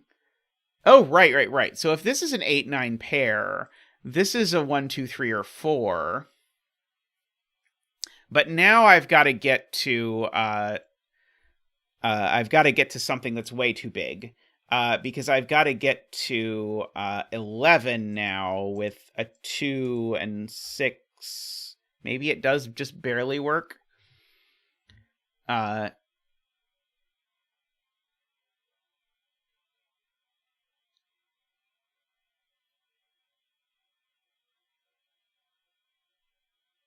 Could be 2, 6, 3.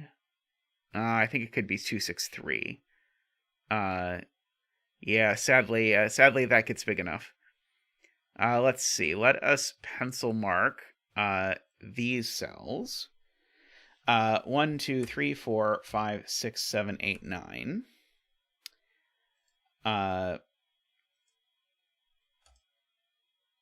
Okay, this line, this being an 8 or a 9 would be ridiculous, right?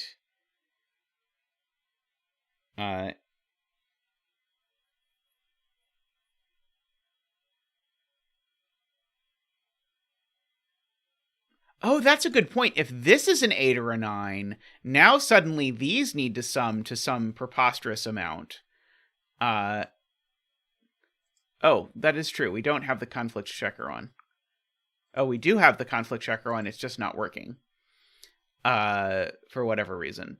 The software has been unusually buggy today. So I think chat is correct. I think if this is an 8 or a 9,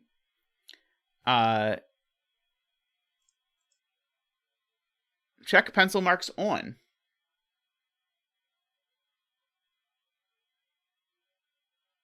Oh, I need to have conflict checker on in order for check pencil marks to work? I see. I would have thought, anyway.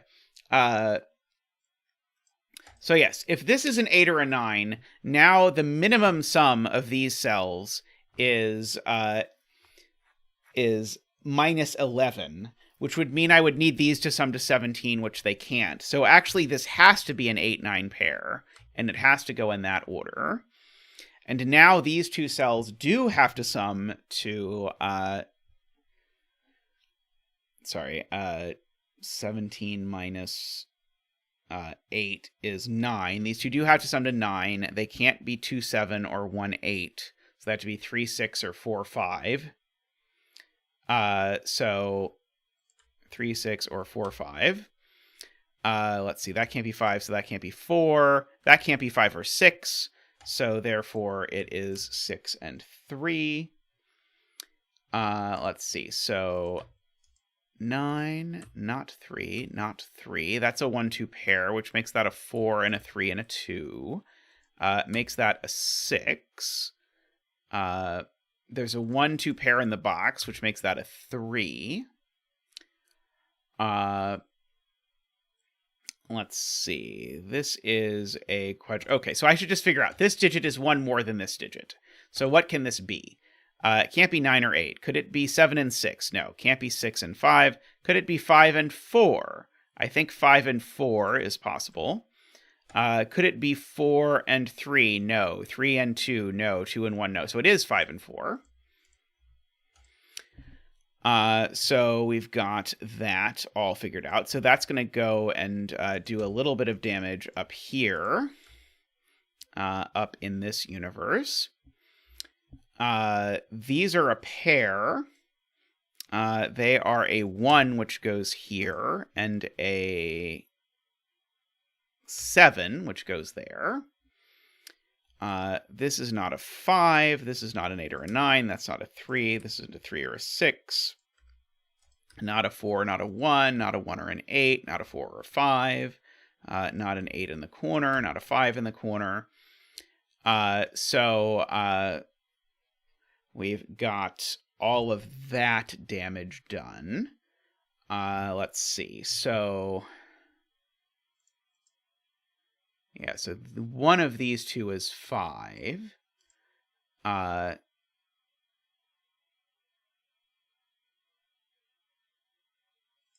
Let's see.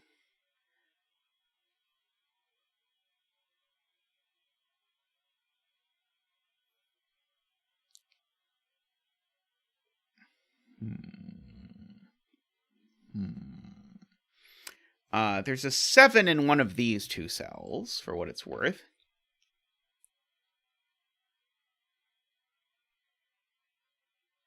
Uh, 1-4 pair in column 3. Ah, yes, there is a 1-4 pair in column 3.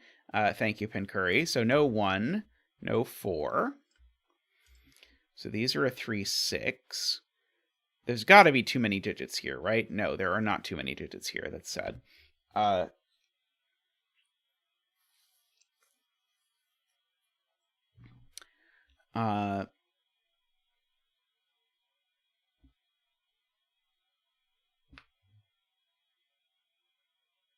Okay, what about these two digits? Maybe one of them is a naked single. A guy can hope. 1, 2, 3, 4, 5, 6, 7, 8, 9. So this is not 4, 5, or 8. This is not 5 or 9.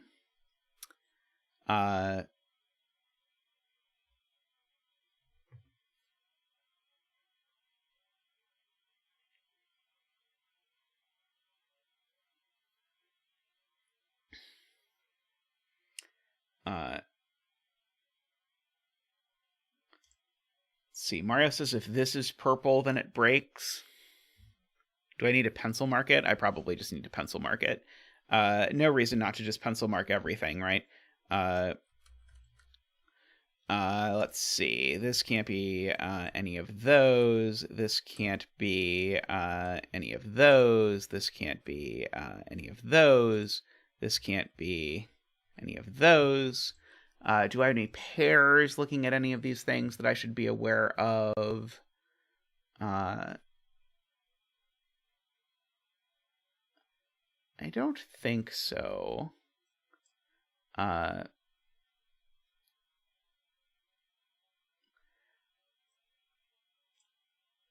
Okay, so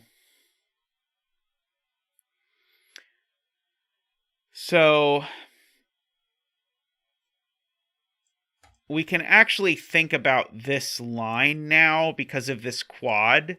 So if this is a 1, then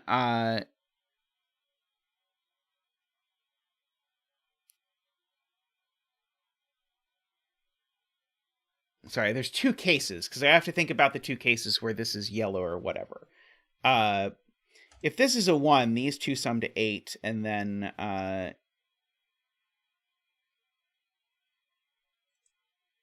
okay, I don't want to think about it this way. I want to think about it Garrian's way. If this is purple, the minimum these purples would sum to would be 11. 1 plus 4 plus 7. Wait, no, 1 plus 4 plus 7 is 12. Sorry. These would be a minimum of 12. But now, in that case where those are 12, these would need to be at least 15, and they can't be. even not considering what these are. These can never be big enough. So this can't be purple. It is yellow. So now, if this is 1, it either works or it doesn't. So if this is 1, this is 4, 5, 8. 4, 5, and 8 is 17 minus 8.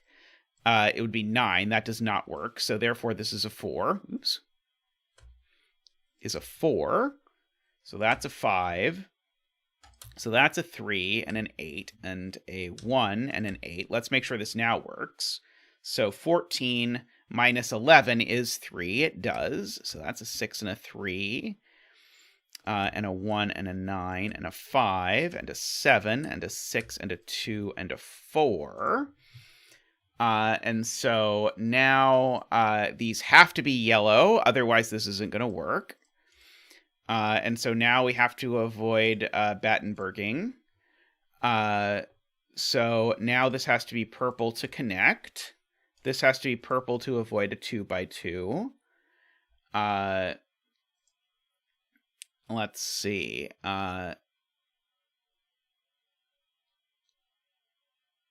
This has to be purple for connectivity reasons.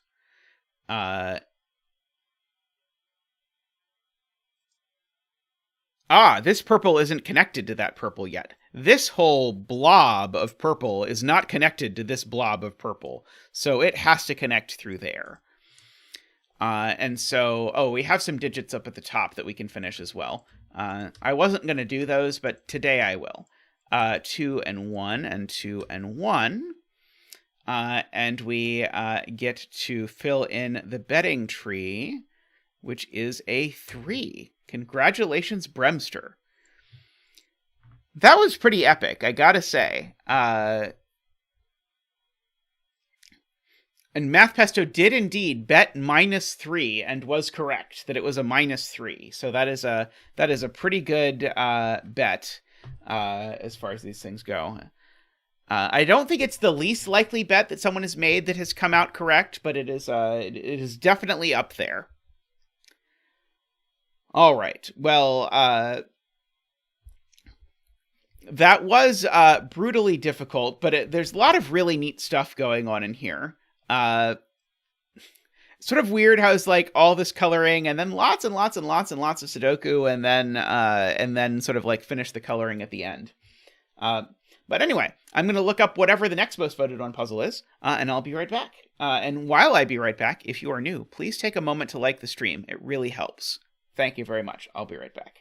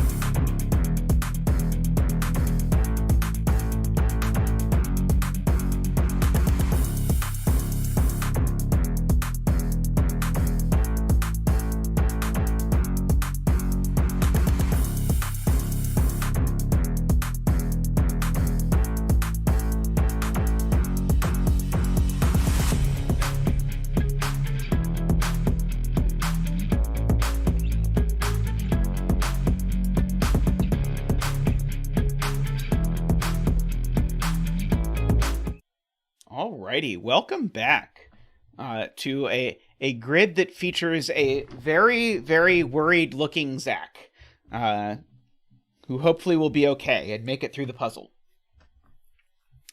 Alrighty, so let's read the rules of this puzzle, inspired, I believe, by the movie The Thing, which is a sci-fi movie from, I don't know, like 1970s, I want to say.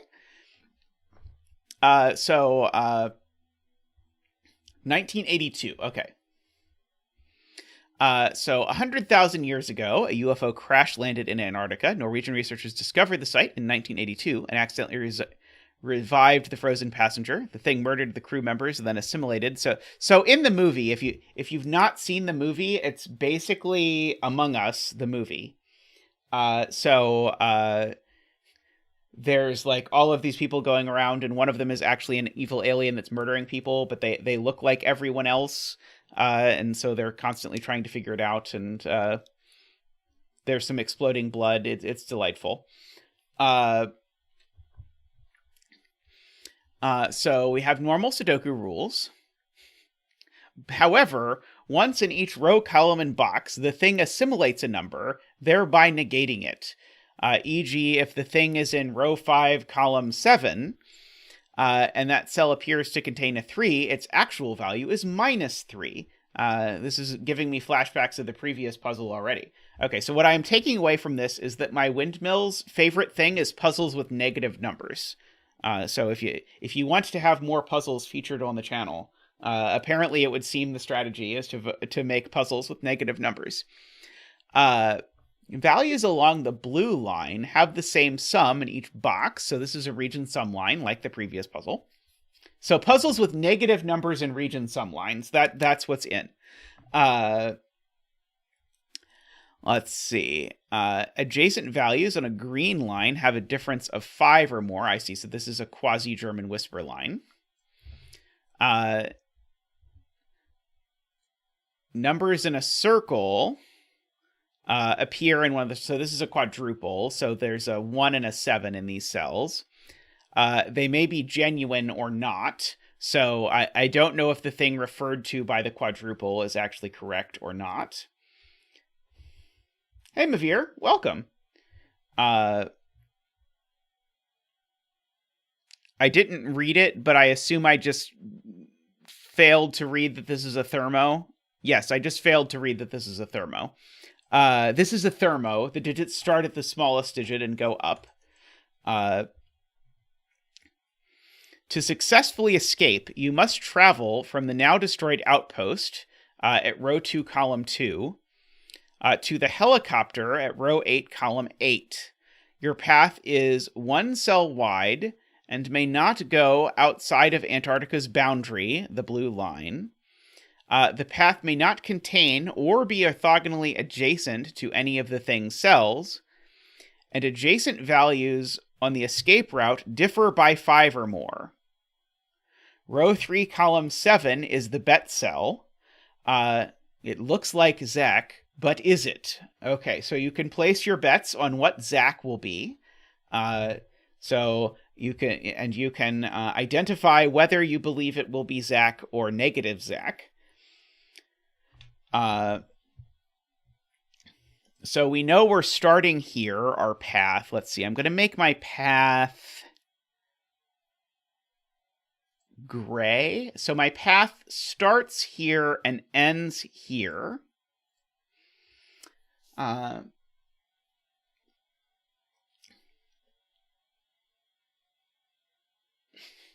Your principled position versus Naverio. I would love to hear about this this principled position versus Naverio. Alrighty. So we've got that. Let's see. Do we have any nonsense with the region sum line that immediately pops out? Okay, so the sum of the region sum line is a single-digit number. This can't be thinged, because if this were... Actually, could it be? It's not seriously possible that the sum is actually everywhere negative, is it? I think it might technically, possibly, maybe be possible that the sum of this region sum line is actually negative. But the sum of the region sum line is this digit. The 7's almost enough to rule that out, but not quite. In order for the sum to be negative, I would need to make sure... Oh, here there's 5 cells. Okay, so here, this box 1 tells me it can't be negative. Because there are, even though every time I count it looks like 4, it's actually 5. Like when I highlight them and I count the cells by the borders, it's 5. So anyway, the sum is at the very least 1 plus 2 plus 3 plus 4 minus 9, which is plus 1, which means the sum is positive, which means this cell is not the thing. Let's see, I'm going to make it the light gray there. I'm hoping the dark gray path will show up over the light gray none things, but we shall see as it goes along. I guess this cell just has to be negative, doesn't it? Because if it's not negative, then in order for it to differ by at least 5, I would have to go from, say, 1 up to 6. And then I would need to go 7, 8, 9, and that doesn't work because of the 1, 7. So this is automatically thing. We'll make it green. And is it every row, column, and box? Or is there... I could make the path green, I guess. So this is definitely thing, but what are the rules on what cells are thing? Once in each row, column, and box. So these are all none thing. I will make it a dark green line. That is acceptable. So...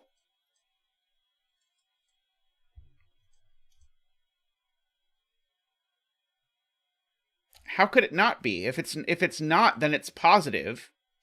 And then if it's positive, this cell's at least a 6. And then these would have to be 7, 8, 9, and they can't be because of the quadruple. What's wrong with that reasoning?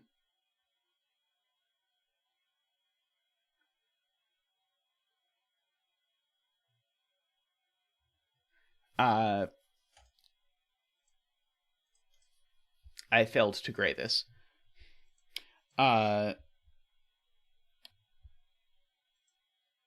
Okay, so this is negative, and so therefore all of these things are at least 5 more than a negative number of some description.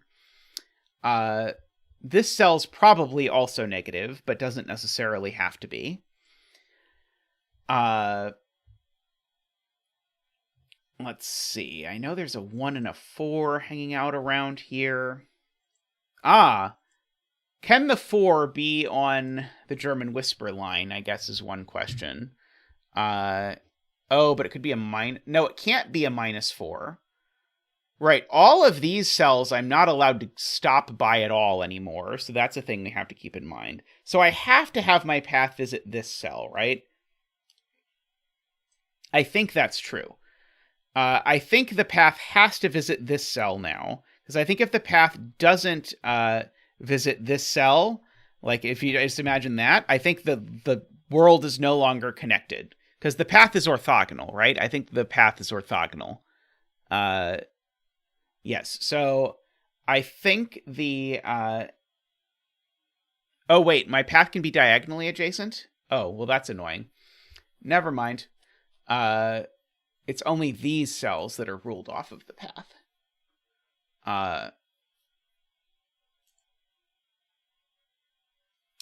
Okay, well, that is disappointing. Oh, I guess, yeah, the path is definitely diagonally adjacent to a thing cell in this box. That's true. How would you recommend marking cells the path can't visit? Should I be, like, Xing stuff? Like that? That might work. Yeah, I don't think that's too obnoxious. I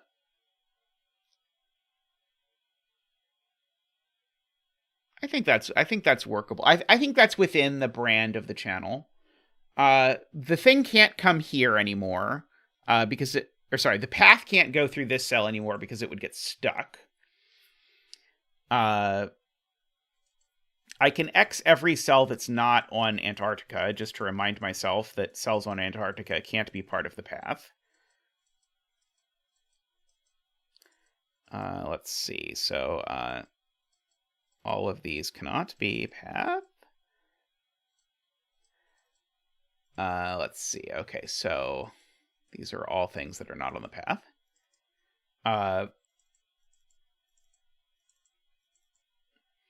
Okay, so if the path goes left, it wasn't my idea, Garion. I can only say it wasn't my idea. The path can't go left because then it would get stuck. So the path can never get here. So the path has to come... it's currently on edge-only mode. That's the problem. Center-only mode is the actual mode I want to be in. So the path has to go here.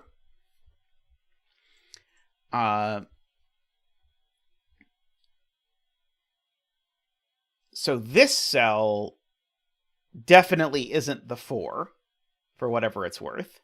One of these is the 4. That's right. The negator in this box needs to be on the region sum line, or the region sum line sums to a double-digit number. That's a good point from Jay Dyer. So these all become gray immediately. Yes, there are plenty of places in box 2 I can just never plausibly visit. So, for example, I can't visit that cell ever. I can't imagine that I go up here and turn around, but maybe... Oh no, do I have to put an X through Zach? I think I have to put an X through Zach, because I think if you visit Zach... it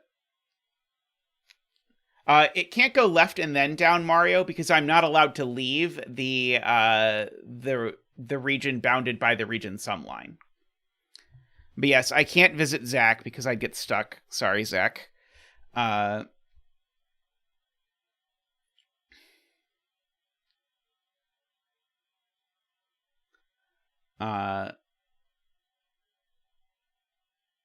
Right.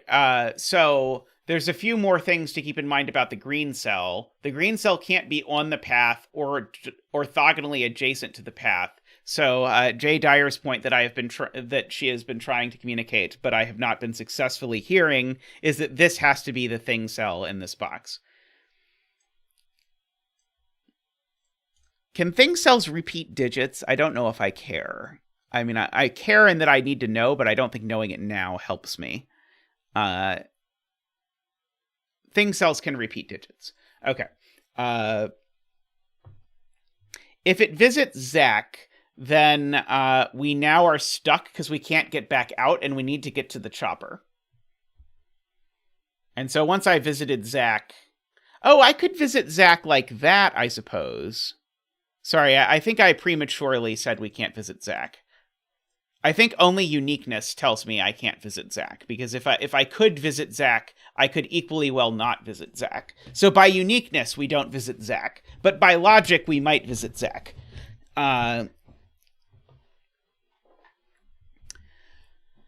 Let's see. But yeah, I can do that. Oh, but maybe the German whispers will force us to visit Zach. Maybe, yeah, maybe the. Let's see if this were high, low. Yeah, it's possible.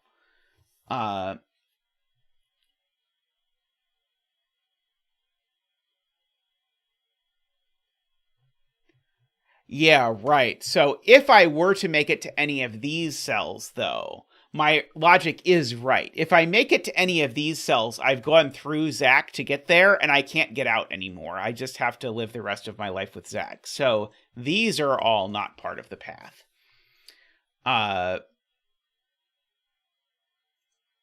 Let's see.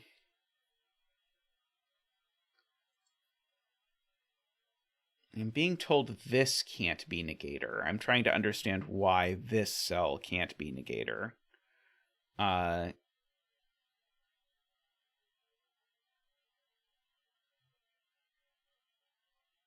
Would it wipe out my ability to go through the thing? Oh, it would X this cell, and that would disconnect me from the plane. Right, okay. So this is not negator, so this can be an X. Oops. I agree with that assessment. There's probably other spots like that as well. Like, I bet this cell would do exactly the same thing. If... Oh, sorry, I did the wrong thing. You're right. Sorry, I meant to color it... Well, I didn't mean to, but I should have colored it gray. Likewise, this is gray, because if this were negator, I would rule out path from these, and now I can't connect anymore. So this is gray. And so I know... No, sorry, I was going to say something nonsensical. That is not true.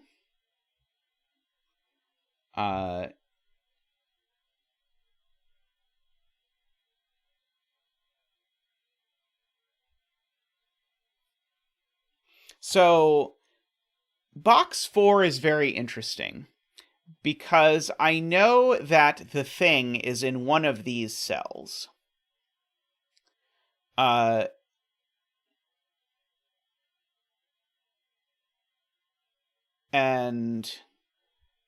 there are lots of them I think it can't be. Like, if the thing was here, I would definitely block us off completely. If the thing was here, I would definitely block us off completely. If the thing was here, I would also block us off completely. So, in fact, the thing is here in this box. Not there, not there. And so that lets me proliferate some X's. I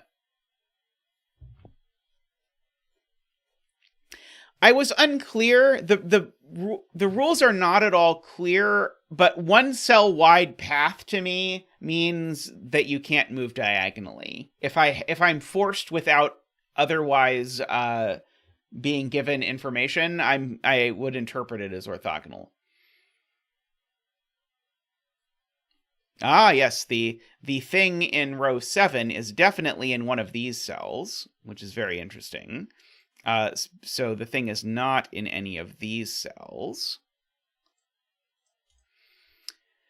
I certainly can't have the thing next to the chopper, because we're not going to be able to get out if the thing is next to the chopper. If the thing is here, we isolate the chopper, right? Oh no, maybe if the thing is here, we could come in from behind. No, we can't. If the thing is here, the chopper is inaccessible. So the thing is not here. So the thing is here. In this box. So that lets me put in some more X's. And so that lets me draw in at least a little bit of path. Oh, right. I need to remember to X the green cells, because I can't visit the green cells. Poor Zach. Okay. So one of these is the thing. And so I definitely can't visit either of them because each of these is either the thing or adjacent to the thing. So these are not accessible. And so as noted now, sadly, now Zach really isn't accessible even without using uniqueness. I'm not going to put him in an X though. I can't. It is too much. We will leave Zach unX'd. So got that. I have a bottleneck on the path through here, it looks like. Yeah, the Xing has now made it so that I can draw that in.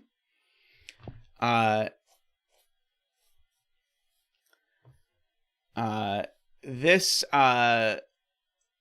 goes up. So we've got at least this zwig like that. Oh, I can no longer visit this cell because it's a dead end, so I can X out that cell.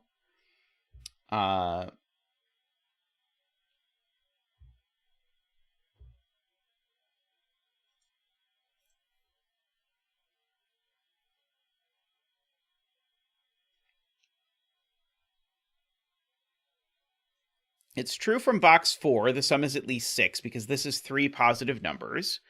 So this is definitely 6, 7, 8, or 9. So it's definitely high. I think I'm going to try not to do that, but probably I will end up having to. Right. I can't have 1, 2, and 3 on the line because of this 2, 3. Only one of 2 and 3 can be on the line, so this can't even be 6. It's at least 7. Yeah, once we have the whole path drawn in, we can get rid of the X's. They're pretty terrible. But they are, I think, making the geometry easier. This is a dead end. That's a good point. This is a dead end.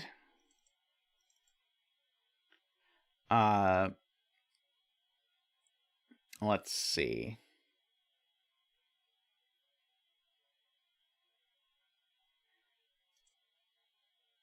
Can this cell really be thing? No, this cell's definitely not thing because it's already adjacent to the path. So not only would it make a path impossible, it's already adjacent to it. So that is not where the thing is in this box. Right. J. Dyer has an excellent point, which is that in this box, if this isn't a negator, then the sum is at least 10, and the sum is definitely not at least 10. I guess I could have immediately grayed everything not on this line. So that's going to get me more path, actually. This is now a dead end. Now the path has to turn up here. No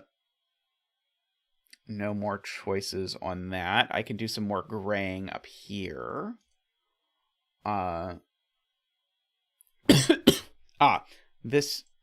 This thing has been found. Although I don't think it can possibly help us, but it's true that it's there. The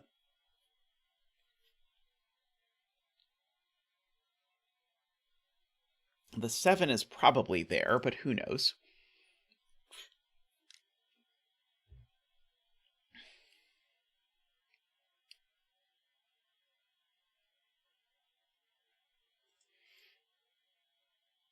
Oh, so this digit's positive.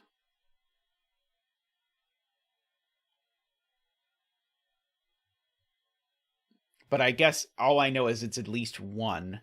But I do know this isn't thing because this digit's positive, so the digit after it on the thermo is not negative. So this digit's at least 4. By good glyphing. Let's see.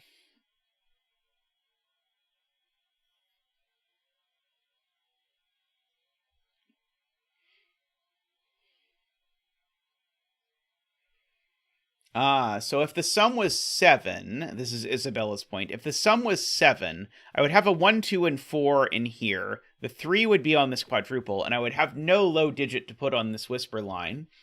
But there's definitely a low digit on this whisper line. So, not a 7.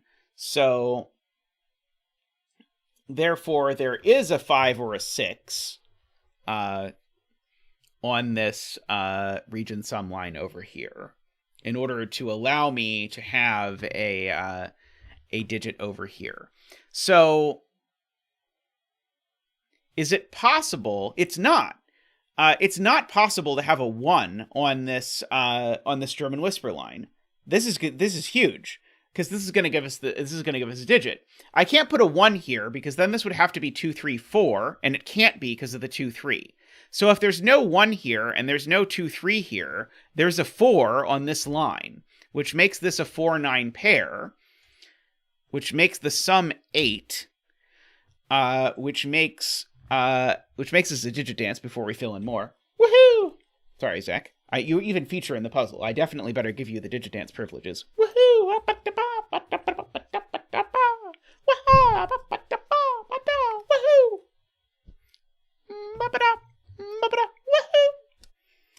Thank you, Zach. Thank you. So that now tells us that this is an 8 sum with a 1, a 2, and a 5. So these aren't the 2 because of the quadruple, so that is the 2.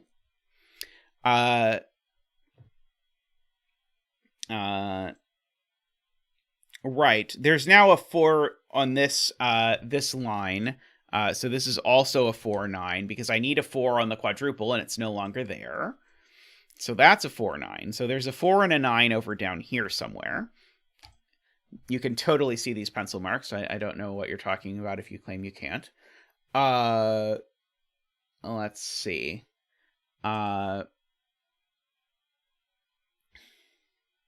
So one of these is a 1 now. And because one of these is a 1, it actually tells me that that's the 5 and that's the 1. Over there. So we know one of these is a 3. In fact, let's just fill in the rest of these digits, because why not? 1, 2, 3, 4, 5, 6, 7, 8. And I know that one's not the 3.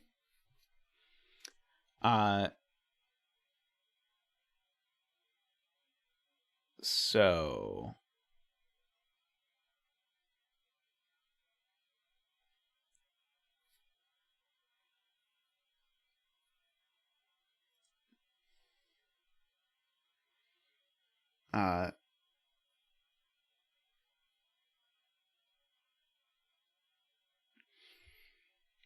so if this is a 4, this line has nowhere to go, is Mario's point. Because if this is a 4, the line either connects there and puts a second 9 in the box, or connects there and connects a 4 and a 1. So Mario's point is that's a 4 and that's a 9.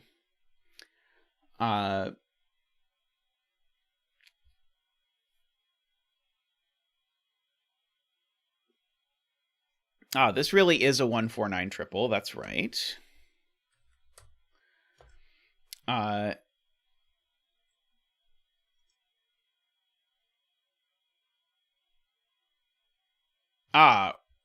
So this 4 needs to connect somewhere.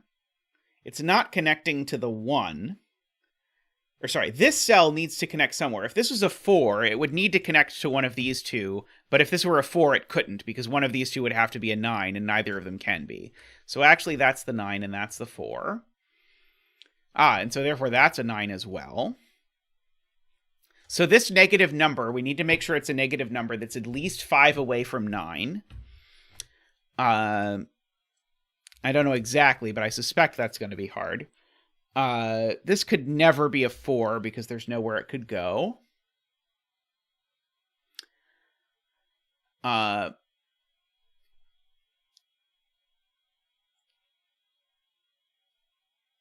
Box line sum is forced in order to make it 8.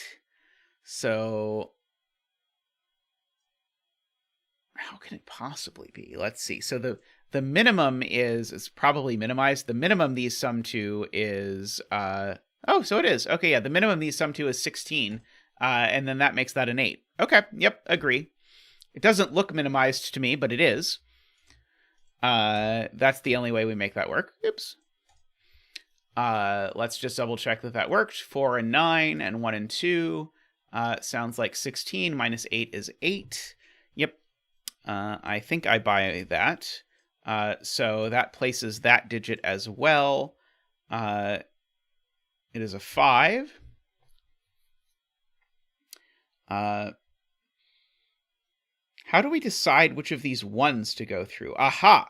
I understand now. We're going to have to prove... So this has to be the thing cell is the point. So again, there's sort of like this uniqueness thing. This has to be negative. Because otherwise we won't know which path to take.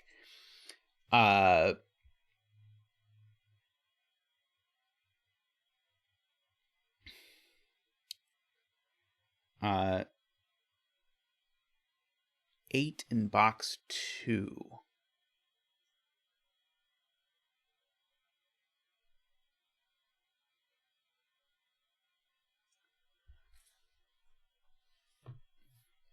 So there's definitely a 1 up here by the 1, 7.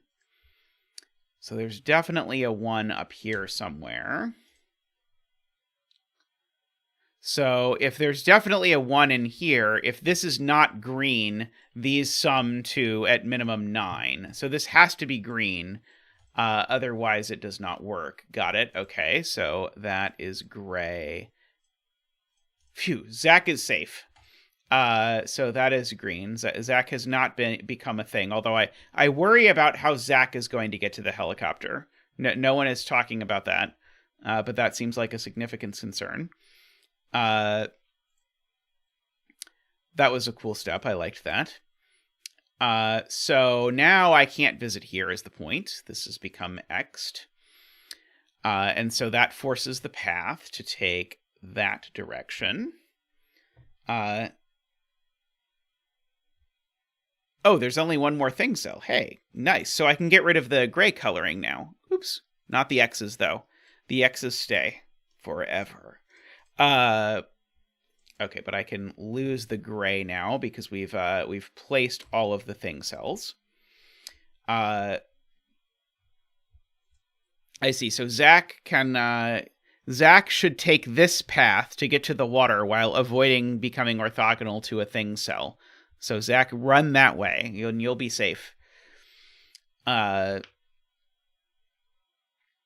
Okay. So these 3 cells actually do sum to 8. So there's definitely a 1 in these cells. And it's not there, I'm being told. So one of these is a 1. But the point is, that gives me a Jovi wing on 1s, which tells me that there's a 1 over in one of these cells. There's an X missing. There. And that X is relevant because it now means that the chopper comes here. Or sorry, the path to the chopper goes there. Let's see. I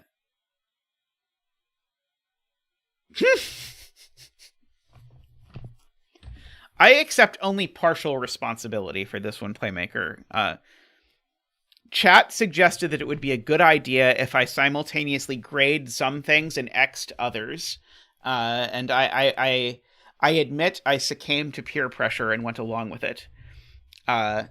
We could actually, that's a good idea. We can gray the X cells now, because now the X cells, now we're not using gray. So if we, if we now replace the X's with gray, replacing the X's with gray will let us then use not X's anymore. Let's see. Let's stop partially there. There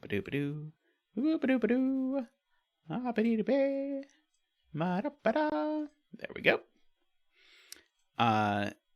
Okay, and so now I can just go back and click all of these once and make the X's go away. Sadly, I can't select all and delete them because that would also delete the path,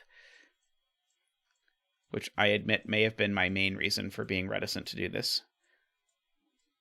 But I will claim it was for reasons of wanting to spare people looking at this.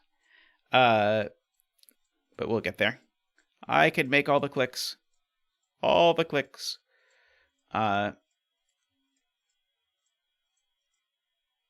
Okay. So, this is peak content. Watching someone click 60 X's off is like, I mean, I'm sure for someone that is like exactly what they want. Also, this cell is an 8 because there's a 3, 6, 7 triple there. Oh, I missed an X. If missing the X bothers you, you should have seen what I did with yellow earlier. It was something else. If this is a 3, it doesn't work. For the kind of hilarious reason that if this is a 3, it would need to be next to an 8 or a 9, and neither of these cells can be 8 or 9. So this isn't a 3. It's only a 1 or a 2.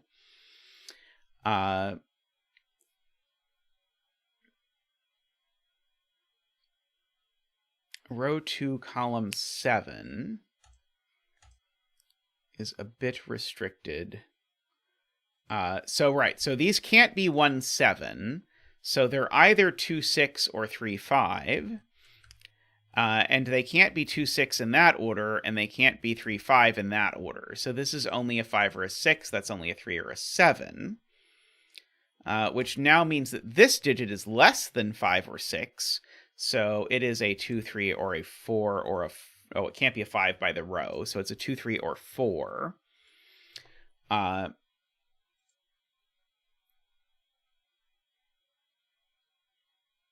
So these being at least 5 apart is pretty interesting.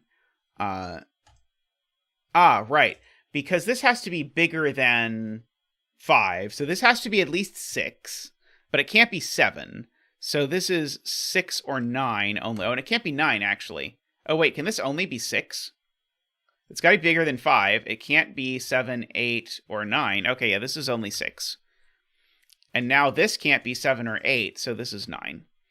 And that's 5, and that's 3. Fascinatingly enough. So let's see. What is this triple over here?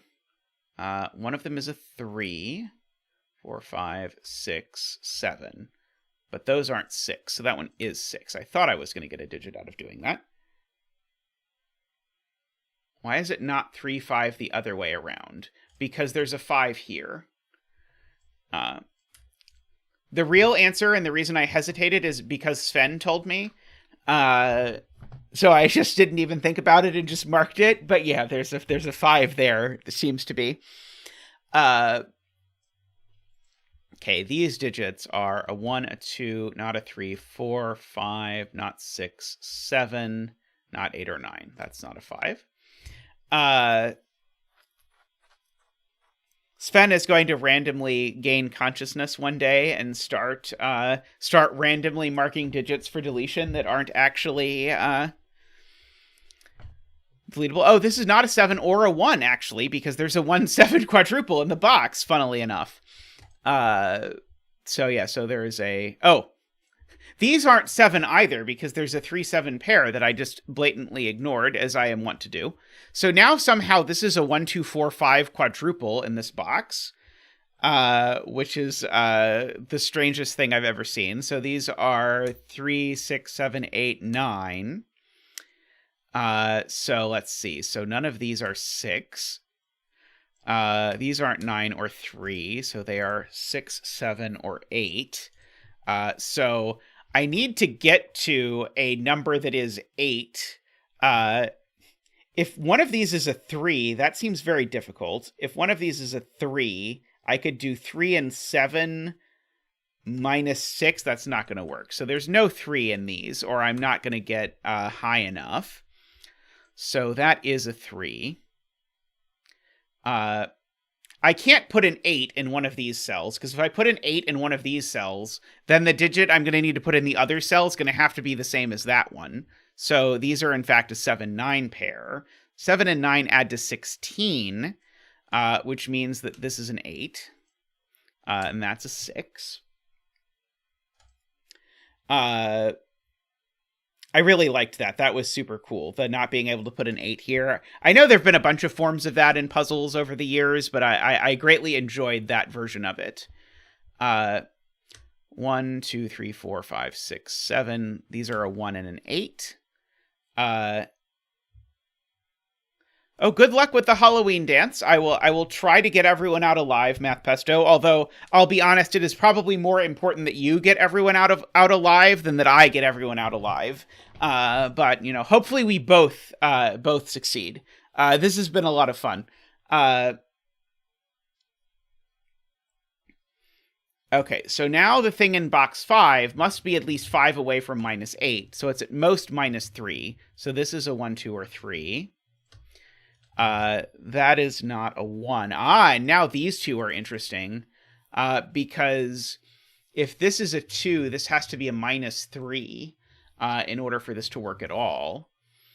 The thing does really like 8s. That is very true. Let's see. I think I'm left with 2, 3, and 7 over here, which means that there's a 7 in this row by Jovi Wing. Like that. There's a 7 here by Jovi Wing, because I've got a Jovi Wing on 7s here as well. So that's a 7. So that has become a 6.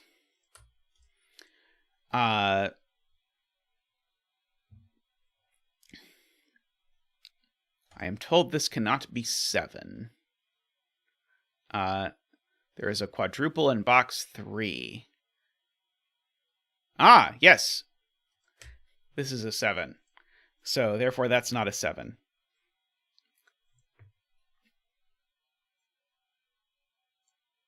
Oh, yeah, by checkerboard thing. Got it. Yeah. So, because of the fact that this is an orthogonal path, the high cells are all going to live on this checkerboard, because every time I move between adjacent cells, I move either to or away from these. And since the high digits are locked into these, that means that this digit could be high if it were on the path, but it means this digit can't be a 7. That is a very good spot by checkerboard, by whoever said that. Kuraban. So this is a 7. That is very cool.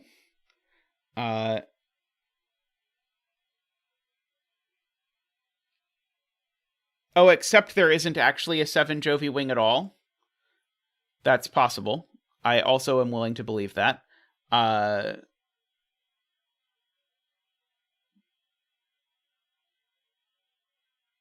Okay. This 7 on the quadruple is real, but I think my... wait, no.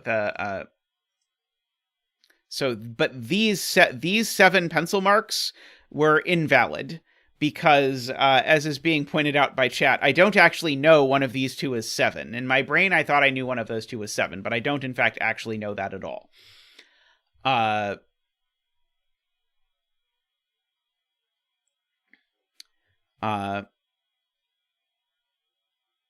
So that is regrettable. But I will survive, as they say. The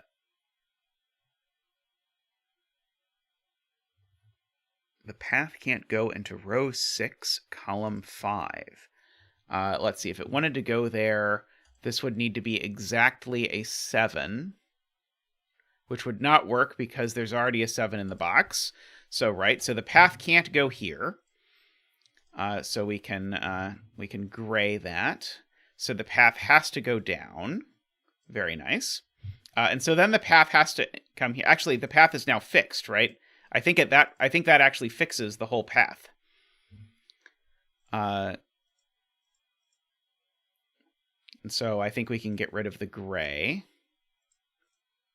No, not like that. There we go. So the path is done. So we will mark all of these as being 6, 7, 8, 9s. And that will give us a digit. And we'll mark all of these as being 1, 2, 3, 4s. This now can only be a 6, which means the things next to it are 1s, which is exciting. This cell that's pencil marked as being a 1, but also being center marked as being a 6, 7, 8, or 9 means the 1's actually here. So this is a 7 or 9. This is not a 1. It is a 2, 3, or a 4. That has placed the 1 on this line. So these are either 2, 5 or 3, 4. That one's not 5, so that one's not 3. That 1 has looked up and made that an 8 and a 1. No 1's there. No 1 or 4 here. Or 3, apparently. Wait, did I remove 4? I removed 4 extraneously. Okay, no 1 there, no 1 there, so that's a 1. This is a... okay, so I still need a 2 and a 3. No, I don't need a 2. I still need a 3, 4, 5, 6, 7, and not 8 or 9. So I think these are 3, 5, 6, 7, I think is what's going on.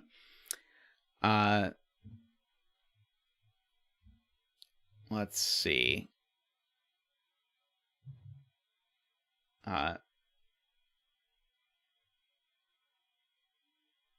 did something screwy with the pencil marks in box 6. I can just do them again. So these either have to be 2, 5 or 3, 4. That can't be a 3, so that can't be a 5. Hey, Kodek. This is not adjacent to a 1, so it can't be a 6. And in fact, it can't be a 7 either, because one of these is more than 2, so this can only be an 8 or a 9. 3 goes with 4. Right, because although I'm doing an 8 sum, I'm not actually doing the 8 sum that I want to be doing. Because these actually only sum to 7. So this can't be a 3, so this can't be a 4. This can't be a 5, so that can't be a 2, is the actual way the world works. Thank you for that catch, Daniel.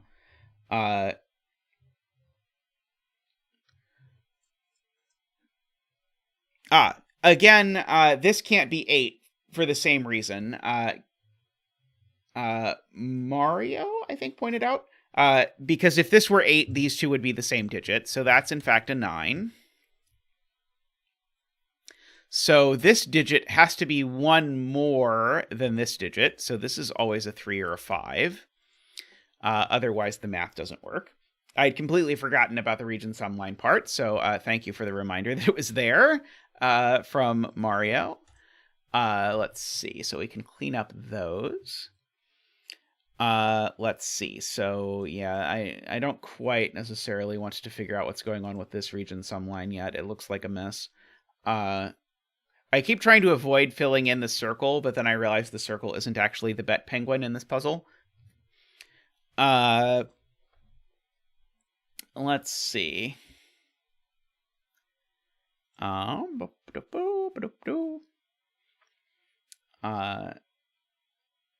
Okay, these two digits can't be that many things. I think it's 2, 4, and 5 that are left in the column.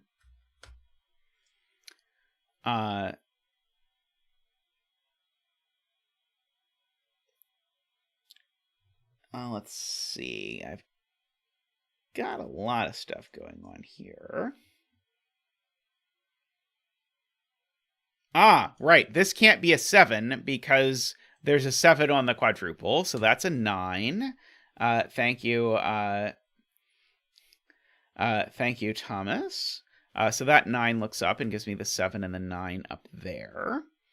So that's a 4 and a 9. That is no longer a 4. I thought for sure it was going to be a 4, I'm going to be honest. 2, 3, 5, and 7 are what we have left for the row, but that one's not a 3, so it's a 2, 5, or a 7. There's a 2, 4 pair in this box, looking down, making that a 3 and a 5. And as soon as that's a 5, this is a 2. Wait, no, this is a 4, because I need these to be 13 minus 5 is 8. So that is not a 4, so that is a 5 and a 2. I got it right that time, I'm pretty sure. Feel free to tell me that I got it wrong. I would believe it. These aren't 7 anymore for some reason. That's not a 4 anymore for some reason. That is a 3 and a 7. Sven has now picked up that there's a 2, 3 pair in the box, and so is telling me these aren't 3. Sven is getting smarter just while we watch. Let's see. These are 2, 3, 4, 5, 6, 7, 8. Why did I think that was a good idea again? I don't remember. I think I thought it was going to give me this line, but I don't think it's actually going to give me this line. These sum to a minimum of 11, so this at least can't be 2. So I can get a single-digit elimination from this, but this isn't the last puzzle, so we probably don't need to prioritize that. This is a triple. 4, 5, 6, 7, 8. These aren't 7, so that is 7. So these are a pair. 2, 3, 4, 5, 6, 7, 8, 9. So these are 3 and 4, and we know the order. These are a quadruple. 1, 2, 3, 4, 5, 6, 7, 8, 9. I did very much appreciate that one, by the way, Jay, in chat. That is an 8 and a 9. These are a 6, 7 pair. except that seems to have become a 7, which resolves the 6-7 pair, places a 3 there. These are a 4 and a 6 in that order, maybe, possibly. These are a 5 and an 8, I believe. These are a 2 and a 3. It's hilarious that these are a 2-3, but it goes either way. That's not a 4 anymore. This has stopped being 4 or 7, so maybe someday we'll be able to resolve it. I fantasize about that day. I know we all do. Let's see. So there's now definitely a 7 on the line. Oh, in fact, there's a 7 exactly here. Even better than there being a 7 on the line. So now these two sum to 13. So these two need to sum to -5. So in other words, this digit is 5 more than this digit. So this digit can't be 3 or 4 or 5. So this digit is 8, and that digit is 3. Forcing that. So that's a 2 and a 3. That's a 6 and an 8. That's a 2-5 pair, making that a 4. Making that a 5 and a 6. Making that a 5 and an 8. Making that a 2 and a 3. -2 isn't far enough away from +2, so that's a 4. And a 5 and a 2. And a 5 and a 2. And a 4. And poor little scared Zach doesn't have to be scared anymore because he is a 2.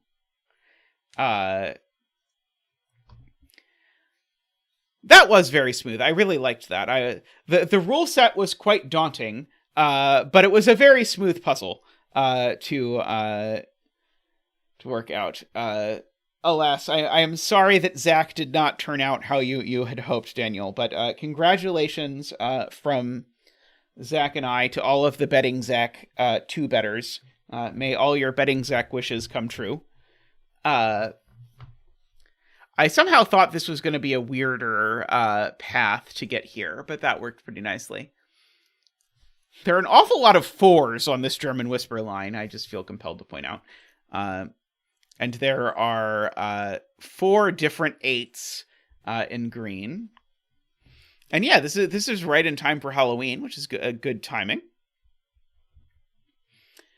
Alrighty.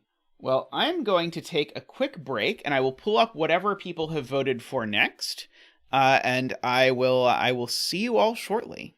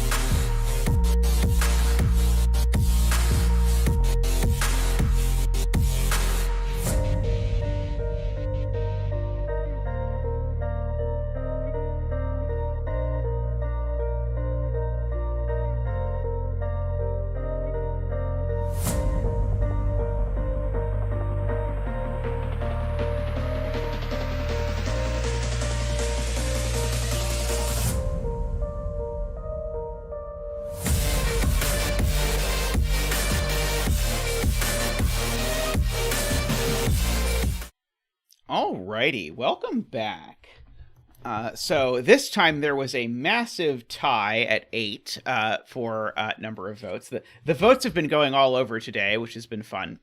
I'll probably do more of these days where I just spend the whole stream doing whatever puzzles people have voted for, because this has been enjoyable, and I like to make sure the people who support the channel feel valued and cherished, as you are, which greatly appreciated. But I picked one of the 8s. So this one is by Mr.Menace in the continuing Mr.Menace odd-even series. So Mr.Menace has done a bunch of very cool things with odd-even puzzles. So this is an odd-even killer. So the squares are even. The circles are odd because odd starts with circle. The letter circle, I mean. And so these are killer cages, and so they sum to the claimed total. So these 5 cells sum to 27, and they have no repeats, so that you can use your knowledge from Kakuru. So let's start with coloring, because we're not going to not color this puzzle. That would just be morally wrong. Those are orange. These are blue. Also, 9 is orange, fun fact, as is 5 and 1. We should put down a betting tree. So several people in chat have done this puzzle. Does anyone who's done this puzzle remember anything about betting trees? Potential betting trees for this puzzle? Let's see. So the question is, what is happening with the sum of these numbers? So these numbers sum to 12, 25, 47. So, oh, I need to kick my filter. I am being told my sound is bad. 1 second.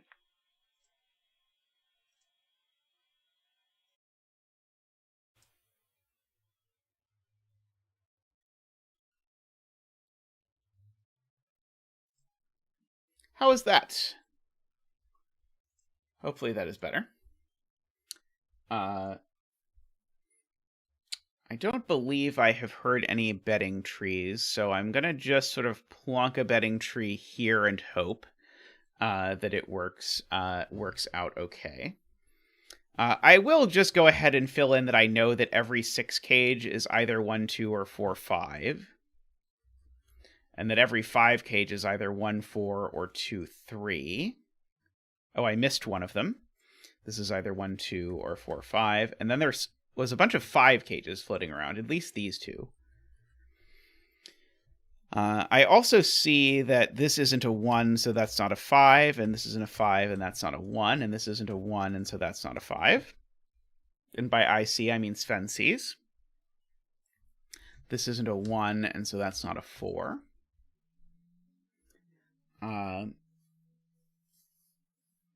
Yeah, so we should be able to deduce whether these numbers are the same parity or different parities, because the total sum of all of this is an odd plus 15 plus 19 is an odd, plus 5 is an odd. So the total sum of all of this is odd, meaning the total sum of these is even, which means these are the same parity. And likewise, these are the same parity, but not necessarily the same parity as that one. And likewise, these are the same parity. So we've got that. And over here, oh, maybe I was too hasty. I might not have done that right, because these boxes aren't the same. The way the killer cages work out might be different. So don't quote me on the fact that those things are the same parity. Like here, for example, these have an even sum. And so the sum of all of this is even. So these, in fact, actually have opposite parities. For whatever that ends up meaning.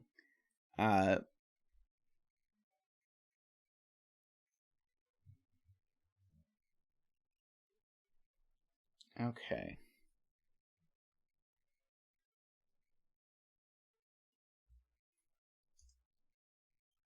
So yeah, this can't be Actually, do I know that these two 5 cages are different?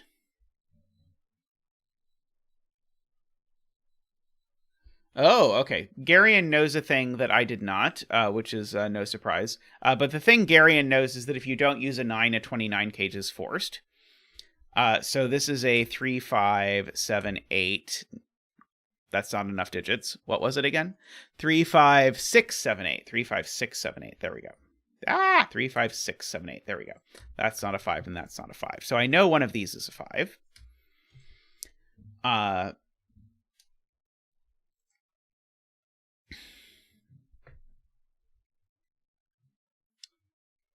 Right. These are the same parity, and one thing that means is that these two 5 cages are different, which means this isn't a 1, 2, 3, or 4, which means this is a 5, 7, or 9. Okay, got it. That makes sense, Mario.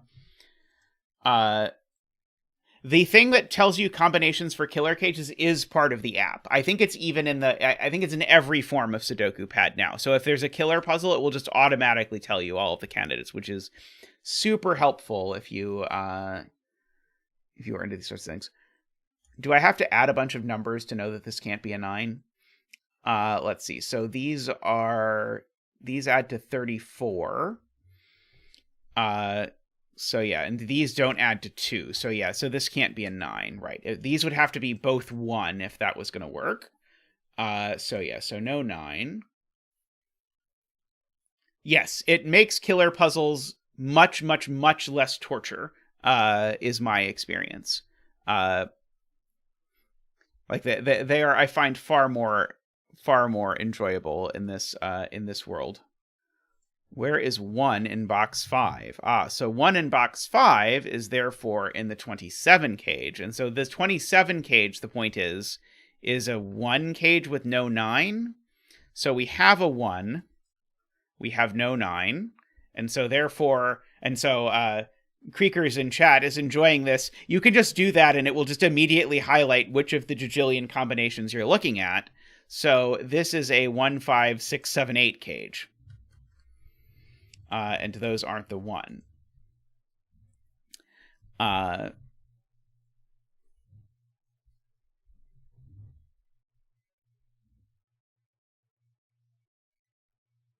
So yeah, so where are 2 and 4 in this box? And the answer is 2 and 4 in this box can only be here and here. They have no life outside of those cells. Let's see. So the 3 in this box is definitely over here because none of these are 3. So therefore these aren't 3. Let's see. So yeah, there are 2 6 7 8s in these cells. In fact, there are 2 5 6 7 8s in these cells. So yeah, so one of these 2 is 5, right? No. Yeah, one of these 2 is 5, right. Between these 2 cages, there are 2 5s, 2 6s, 2 7s, and 2 8s. So the 5 in this cage is in the box. So the 5 in this cage is out of the box.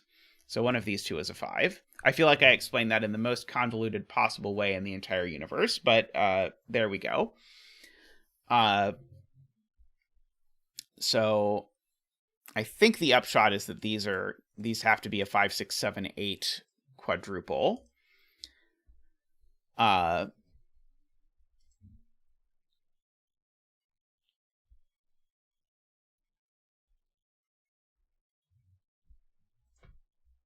Okay, so if these are...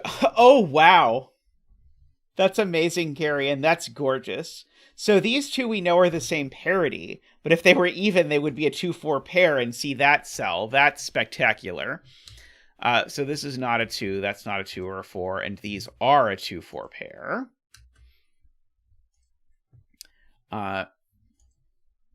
Let's try that again. And exactly the same argument works down here, perhaps. So what happens with parity here? So those sum to an even, and an even. So these are opposite in parity. So one of these is 2, 4, and one of them is 1 or 5.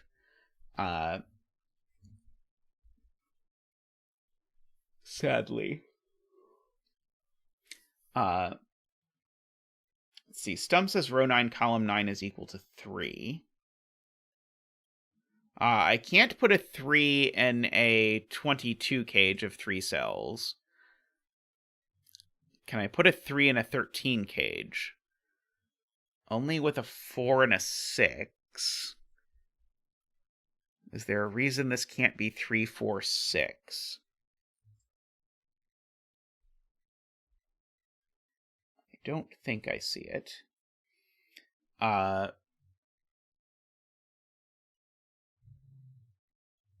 It's being claimed that this is a 5. It probably has to do with one of these. So, I know there's no 2 in here. I know there's no 4 in here. And I know there's no 2 and no 4 here. Oh,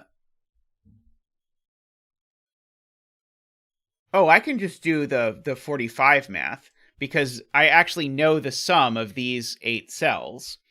So 15 plus 19 is 34, plus 6 is 40, and so this is a 5, and so we actually get a digit.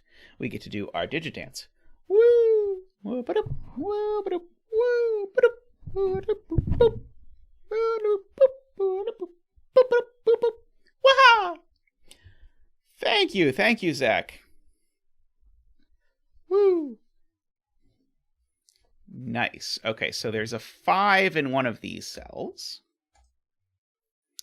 Okay, so now none of these have 5s in them either, so that forces the 15 cage now. So the 15 cage is now, through no special knowledge, that, and this is a 379.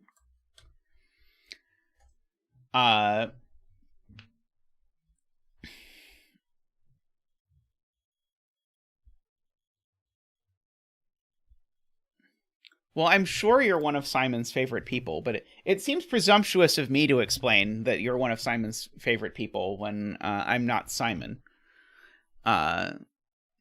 Maybe I'll try adding that as part of the stream. Let's see. I got the 168. Okay, so down here, we need these 3 things to add to 14, I suppose.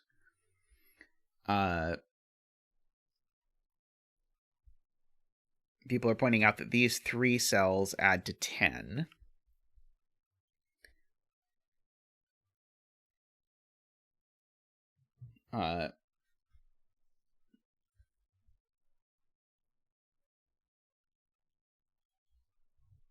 Okay, so there's a good point. One of these is a 1-5 pair. This is from Jenna. So one of these is a 1-5 pair. So this can be neither 1 nor 5. So that would make it 3 or 7 or 9, but it can't be 9 because it's part of a 3-cell sum to 10. And so it can't. So this can only be 3 or 7. I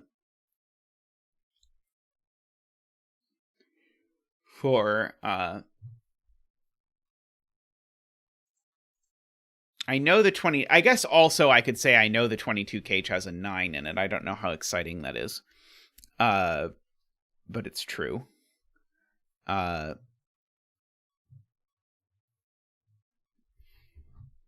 I know which of these 2 6 cages this 6 cage is? That seems like the kind of thing that if I was Simon, I would know.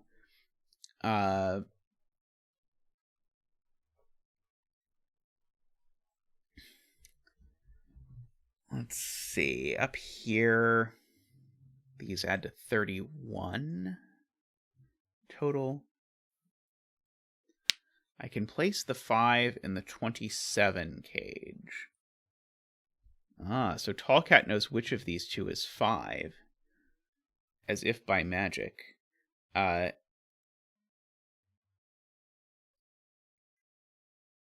It sees both 5s. Right. Wow.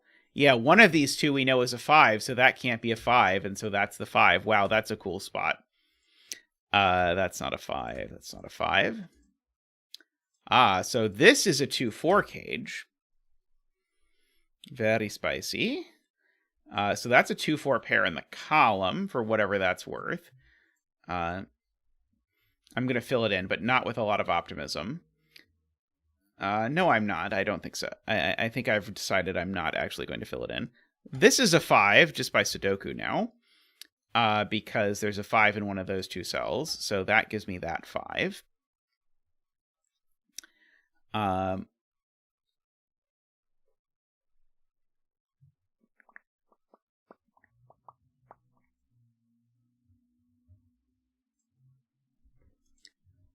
Let's see. So this 8 cage now is not 3, 5. So it's now 1, 7 or 2, 6.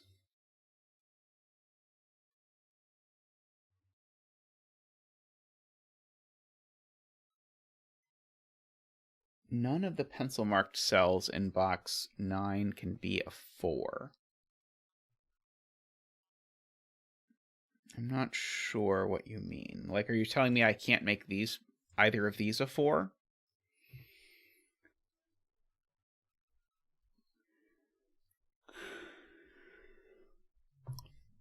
Oh, it's because of the fact that these need to sum to 10. I see. Because these need to sum to 10, if one of them is a 4, the other two need to sum to 6, and that's going to go terribly because of the fact that I've got 2 6s looking in. So if, say, this was a 4, I would need these to add to 6. That's not going to work. If I was going to make this a 4, I'd need these two to add to 6. That's not going to work. So neither of these is a 4, which means neither of these is a 2. Which means one of these two is a 4, which means this is a 2, and that's a 4. And so that's a 2, and that's a 4. Okay, so now those add to 5, so that's 35. So now these two add to 10. But one of them is odd, so these have to be 3, 7 now. I did that math. Let me just double check. That is 35. Yes, these add to 10, and one of them is odd. I also know that this one isn't 7, because it would need to go with a 0. So that's a 3 and a 4. And that's a 7. That's a 2 and a 4. And a 1 and a 3. So that's not a 1. That's not a 3. We suddenly picked up a good bit. That 4 looks over, and that fixes this, actually. So that's a 1 and a 5. And so that's a 3. Did I know this was different? I feel like somehow I did, but I forget now how I knew that. These aren't 1 anymore, so that is. That 6, 7, 8 is that 6, 7, 8. Because it sees the triple. So those two 6, 7, 8s are the same. I don't know if that's going to be useful. Oh, it's the 10 sum, right? Because these need to sum to 10. So that is 2 and 4. Because we did get a 2, 3, 5. I'm certainly not putting the 1 in the 22 cage, so I better put the 1 in the 13 cage. So now these two add to 12, but they're not 5, 7. And so they're either 4, 8 or 3, 9, but they're not 3, 9 either. So these are 4, 8. And so therefore these are 6, 7, and 9. That's not a 7. I realize I've been a little lackadaisical in my coloring, so we can go back and make some stuff blue. I'll even try not to put two suspiciously similar, but not quite exactly the same ones next to each, or blues next to each other. These can be orange. Okay. Can there be a 2 in this 26 cage? Absolutely, there can. So this is only a 7 or a 9. So what about outies in this box? So those sum to 26 and 31. So that means we need to get to 14. So if this is a 9, I would need these two to add to 5. And if this was a 7, I would need these two to add to 7.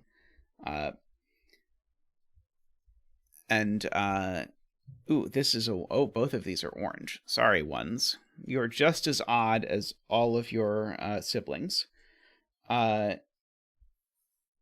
Ooh, the 4-8 pair is definitely blue. That's what I'm talking about. We've got our blue 4-8 pair here.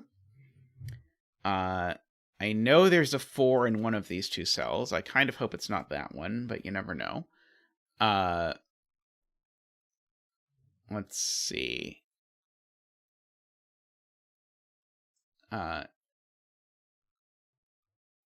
This killer cage is all odds. That's a good point.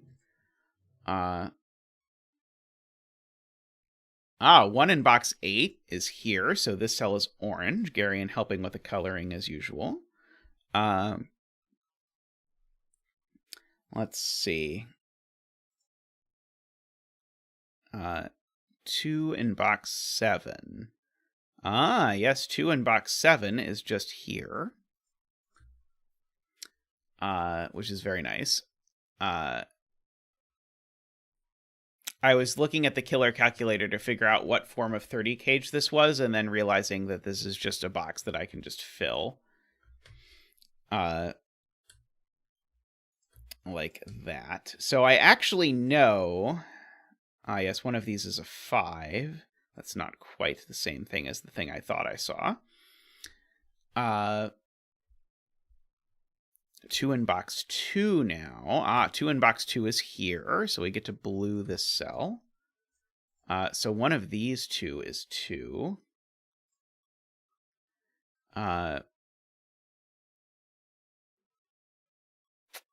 don't think I know which yet.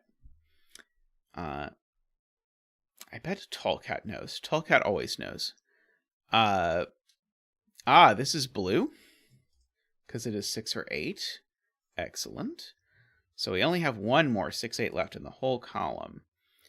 4 in column 5. Oh, wow. Yeah, 4 in column 5 is placed up here. That is a gorgeous spot to Garion.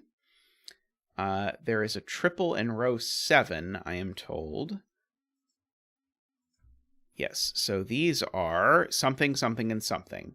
They're not 1, 2, 3, 4, 5. They are 6, 7, and 9. Annoyingly, I don't know which of them is 6, so I can't color them. But these are also a triple. There are 3, 4, 5, 6, 7, and 8. That is not a 3.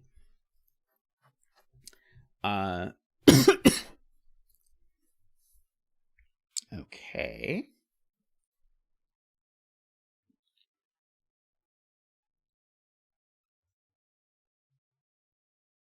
Right. These have to both be odd, because the only way to make 8 with 2 evens is 2 and 6, and we have expended our 2. So these are both odd. So these are from 1, 3, 5, 7, and I can say that's not 1 or 5. So therefore, this is not 3 or 7. It is only 1 or 5.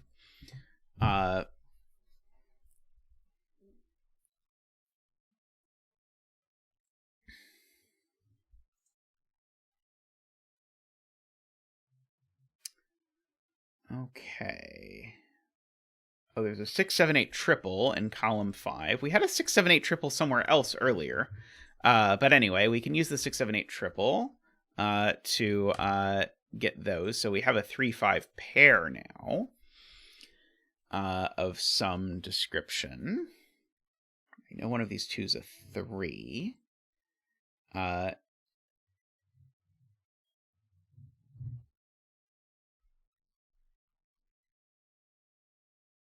Let's see. Zealot says row 2, column 7 is a 3. Because I have to make the box add... Okay, right. So... again, if I look at this, that's 26 and 31. So I need my outies to sum to 14. But if I make that a 7 and a 9, my outies already sum to too much. So that's a 3 and a 5, which makes that a 3. That not a 3. That was a good spot to Zealot. Oh, there's a 3, 5 that's orange. I have an unmarked 3, 5 somewhere. That is terrible. I do. Yep, there we go. Two of them. Egregious. So yes, those are now done. Okay, so this is not 3, 5. This can only now be 1, 7, or 1, 7 or 2, 6. The old thingy thing, because that's not 1, so that's not 7. So this can only be 1, 2, or 6. So these two cells need to sum to what again? So this is 26 plus 8 is 34. So I need these two to add to 11. So they're never a 1. So these are always blue. These need to add to 11. So they're either 2 and 9 or nothing else. So they are 2 and 9. So that's a 6. So that's a 6 and a 9 and a 7. So these are both odd, and that is even. This is a 1, 2, 3, 4, 5, 6, 7, 8. So apparently the 6 doesn't go in any of these places, so seemingly the 6 would go here by Sudoku, or by Sven if you prefer. So this is a 1 and a 4. This is not a 1, not a 7, not a 4, or a 7. This is not a 6. It's a 1 or an 8. These aren't 6. These aren't 9. That's not a 6, and that's not a 6. So one of these two is 6. Interesting. One of these two is 6, and they both see this cell, so that cell's not 6.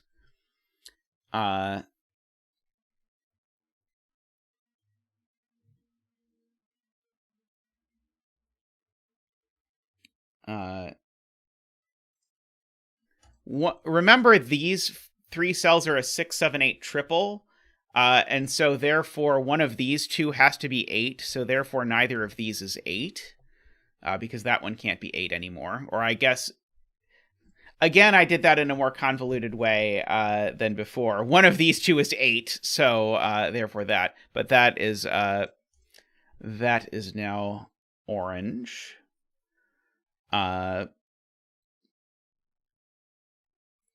Okay, we're looking for 7 in row 1. We have found the 7 in row 1 thanks to Garian's help. So that is a 3 and a 5. This has become a blue 6. So this has become a blue 8. This has become a blue 9. This has become a 3. This has become an orange 5. It's not a 5, not an 8. This has become another blue 9. An orange 5. These are both even. This isn't a 6 in either place, but there it's not a 7, but they're the same, so they're both blue is the takeaway. So that is an 8 and a 7. Try again. That's an 8 and an 8. I didn't do so well at they're the same thing. So this is orange, making it a 7. This is orange, making it a 7. This is blue, making it a 6 and making that orange. This has become orange, making it a 7. So this has become a 9 and a 7. Let's see. So this is orange because it sees every blue in the column. So it's a 1. The only orange left in this box is a 9, which only goes there. So this cell is blue by force and is a 6. Let's see. This column needs another 4, 8, and it doesn't go there. So this is the other 4, 8 for the column, and it's not a 4, so it's an 8. So that's a 4 and an 8. So therefore, this is a 1, and this is a blue, and this is a blue. I love Mr.Menace puzzles. Mr.Menace puzzles are great. The one in the CTC 500 app especially was like very much peak Mr.Menace puzzle. So that's a 1 and an 8. Very much recommended if you have not done the CTC 500th anniversary celebration pack to go do them. There's some great stuff in there. One of these has got to be a 3, and I apparently have no idea which one. And one of them has to be an 8, and that I do know, which also tells me which of them is a 3. It was the XV sandwich, yes. Also, if you just want to see the puzzles, Tallcat and I collaboratively solved all of the CTC 500 puzzles. So if you want to go back and watch that, you can flip back a few streams and see it. One of these is a 2, and I don't know which one, and one of them is a 7, and I do know which one. Yes, in somehow in far fewer streams than Cracking the Cryptic did it. Let's see, one of these is a 6, and it's that one, which makes this one orange.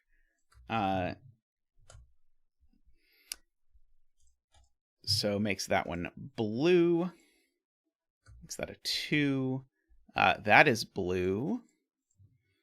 Making it a 4. So these are both orange.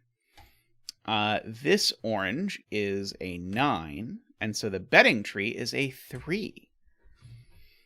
Congratulations from Zach and I to all of you 3 bettors out there. Most excellent. May all of your betting tree wishes come true. Very nice. Alrighty. It is Bremster who always bets 3, yes.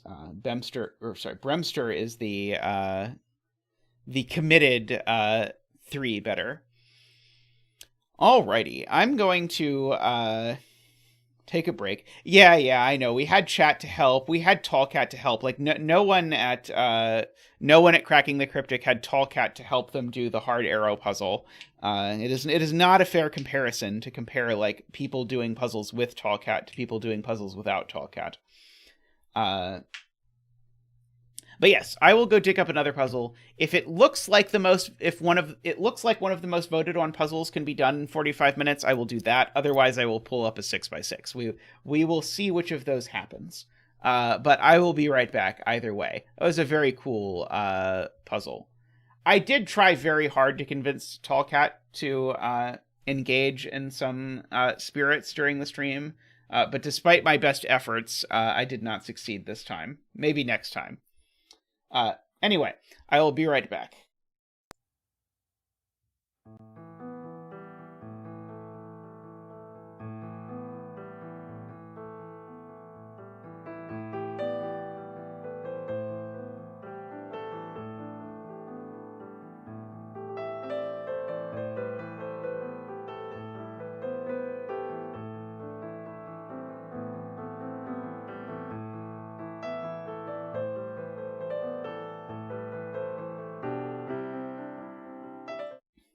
I see that Richard Stolk's double arrow puzzle has pulled into the fray, so we're going to do a Richard Stolk double arrow puzzle. I believe this is the first Richard puzzle we have ever done on the stream. I only recently got permission from Richard to do a puzzle, but we'll do this puzzle.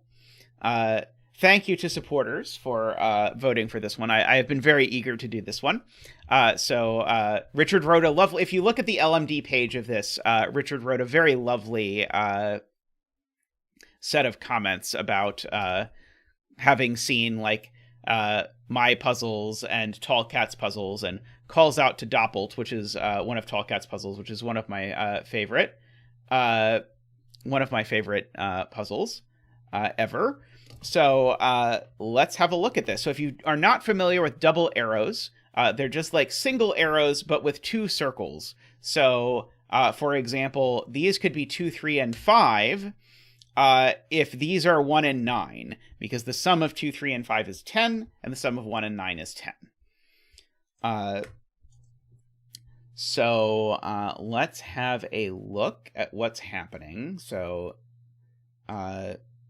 this digit has to be at least 2. Let's see. I've got 5 digits on the line in this. No, is that 6 digits? It can't be 6 digits. Wait, what? Oh, no, it is 5 digits. Okay. It is 5 digits on the line in this box, but one more line down there. So 5 digits plus 1. That means the minimum sum of these digits is 16. 1 through 5 plus 1. Which means these sum to at least 16, which means they're from 7, 8, 9. and also means that this digit is small, because this digit here can't be more than 3, or I'd have to do more than double 9. And I can't do more than double 9.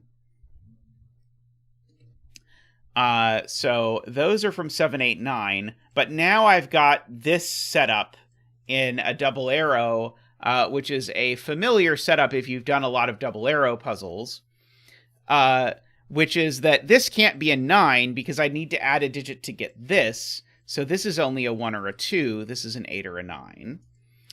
But now remember, this needed to sum to at least 16. And so this can't be a 7 anymore. Oh, what do you know? The other end is exactly the same. Because the other end can't be a 9, because it would end up there. So in fact, this is an 8. And we get to bring out Zach for the 8 dance. Woohoo! Waha! Waha! Ba-da-ba-da! Waha! Ba-da-ba-da! Ba-da-ba-da-ba-da! Waha! It has been argued that Zach's 8 dance is more of an infinity dance, but Zach says it's more of a feature than a bug. Woohoo! Aha! Wee-hee! Woohoo!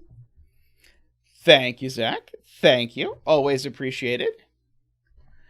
So as soon as this is an 8, this is a 9, and this is a 1. And as soon as this is an 8, this is an 8, and this is a 9, and this is a 1. And as soon as this is an 8 and an 8, this is a 1. Therefore, these digits are, well, they're 1, 2, 3, 4, 5, but that's actually the 1. So these are 2, 3, 4, 5. And these are 6, 7, 8, 9. Except that is the only one that can be 8, and that is the only one that can be 9. And so these are a 6, 7 pair.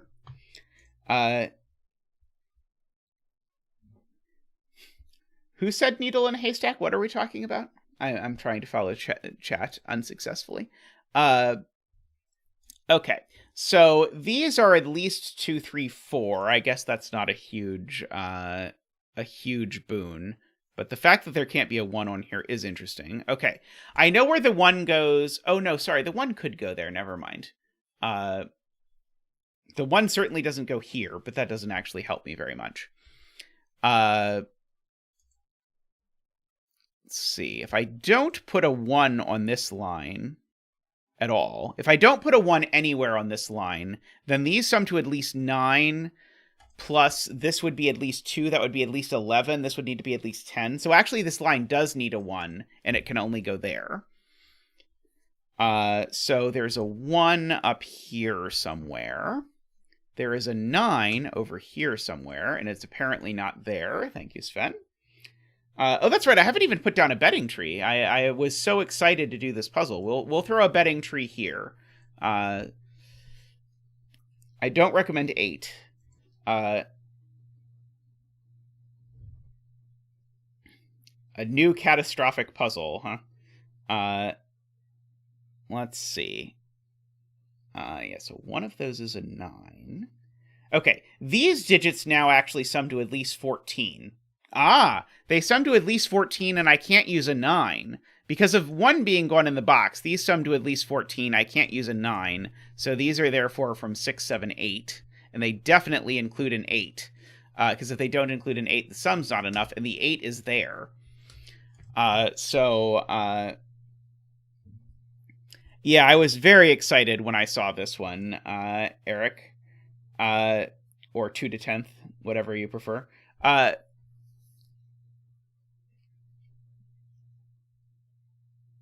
now I'm trying to remember how to pronounce the... Oh, it's Nemafish. It's Nemafish. There we go. Nemafish is betting 3. Okay. I remembered it was a different pun that I thought it was. Okay.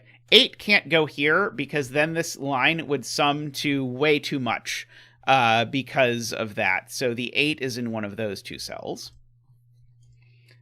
The 1 is up here somewhere. The 1 is in one of these 2 cells. In this box. Which is interesting.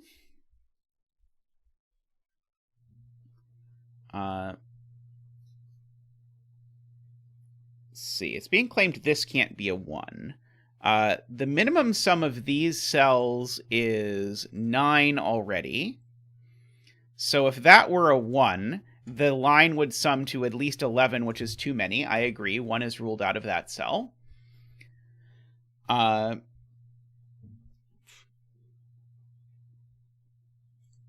noticing things like this digit can't be a 9, but that's not super interesting.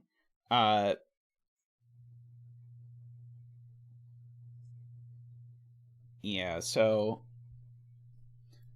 what digits have to be on here? So the 2, the 3, and the 4 have to be on this line. And then we either have exactly 2, 3, 4, 5, or 2, 3, 4, 6.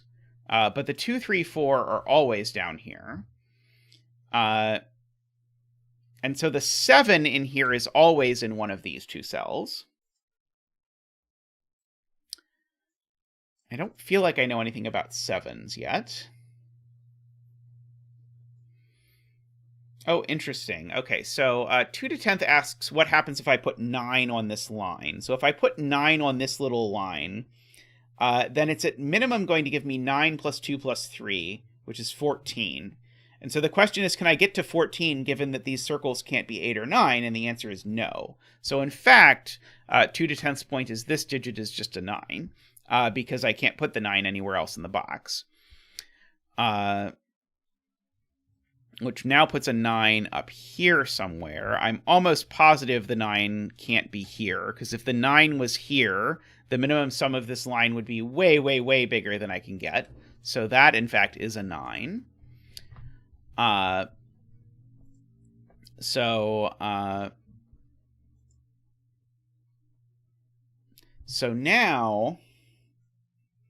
now the largest that this can possibly sum to is actually 12, because I can't even make it 6, 7. It would break that cell. So these 3 cells need to sum to at most 12. If they contained a 2 and a 3, that would be 5. So the other digit on them is at most 7. But that would require I use a 7 over here. So I guess I have to think about it the other way. If I do put a 7 on this line, then its minimum sum is 12, but I now have to make these numbers add up to at least 12 without using a 7, which I cannot do. So I, in fact, agree that I can't put a 7 on the line, and so there is a 7 in one of these two circles, which makes that a 6 and a 7. It was FJam that told me that, I think, that you couldn't put a 7 on this line. So the circles are a 7 and something else. So it's not a 7 and a 6. So I know the parity of this digit. What's the parity of this digit? Because these necessarily sum to an even total. That's an even total. So this is an odd digit. So this is only 3, 5. This is only 3 or 5, in fact. By parity stuff.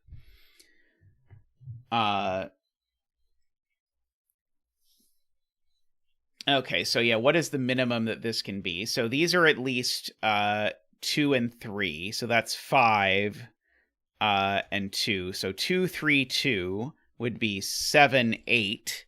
So the minimum sum here is 8. So that only works because this now therefore has to be a 7. So that's a 7. Good spot to chat. So this has to be 2, 3, 2, except not that way. This has to be 2, 3, 2. I needed 2 2s here. And so that parity logic gives me that this is a 5. This isn't a 5. That's not a 2. This isn't a 3 or a 5. Sorry, I typed the wrong digit. This isn't a 3 or a 5. There we go. So now, actually, I know the sum of these. I can work this out because these two sum to half of these. So the total of these 5 digits sums to 45 minus these digits. So minus 23. So it sums to 22. So therefore, this is a 4, is the answer. So those aren't 4 or in the corner. That's not 4 in the corner. That's not 4. Okay. So these digits are there for a 2, a 3, and a something else. Well, the 2 is there. So then it's a 3 and a something else. A 3 and a 6, it sounds like. So this isn't 3 or 6, it is 4 or 5. Those aren't 2 anymore, so that places the 2 up there, because I needed a 2 on this line. So these digits are from 1, 2, 3, 4, 5, 6, 7, 8. So they are from 4, 5, 8. This digit is from 3, 5, or 6, but it's not a 3, so it is 5 or a 6, notably not a 5. And this digit is from 1, 2, 3, 4, 5, 4, 5, 6, 7, 8. But it's not an 8 because the 8's already there. It's not a 5 because the 5's already there. So this is a 4 or a 6. These, in fact, are from 4, 6, 7, right? Yeah, this is 4, 6, or 7 is the answer. That's no longer a 2, apparently. So if this were 8 and 6, then I can just do this by parity. I don't even have to do this by thinking about the two cases. These have an even sum. Thank you, Isabella. Plus, that's an even sum, so this has to be odd, so it can only be 7, making that a 6. I think you could have equally well done it with the sum, but that's more elegant. So that is a 4, that's a 4, these are a 5, 8, that's a 6.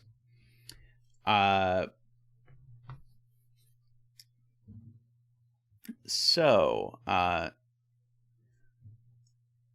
guess I don't know a lot about the minimum sum of this line, do I? Okay, these cells, though, have a huge minimum sum, because the minimum of these is 3, 4, 5, which is 12. So plus a 1 would be 13.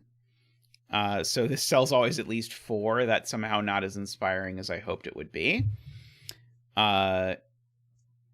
Let's see. I probably can do some sudoku, can't I? Probably somewhere. 2 in row 4.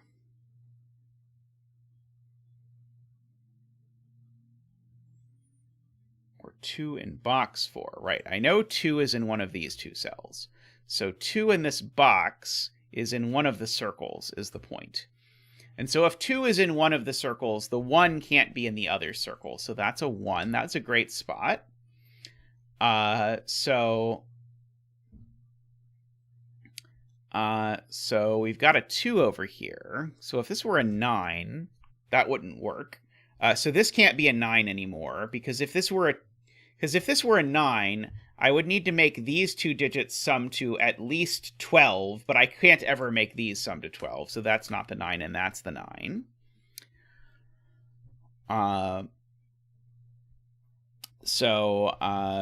We've got... Okay, so these now sum to a minimum of, I guess, 7. So this is at least 2 and 5, but it can't be 2 and 6 or 2 and 7, so it's either 2 and 5 or 2 and 8.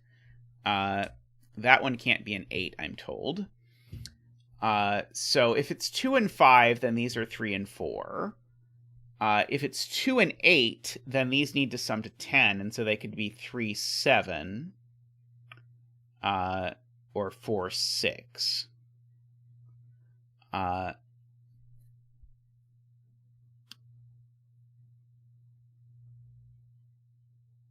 Okay. I do know there's a 2 up here. The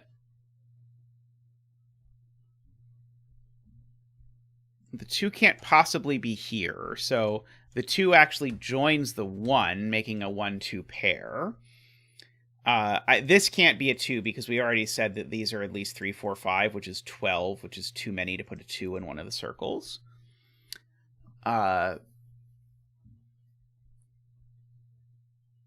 Let's see.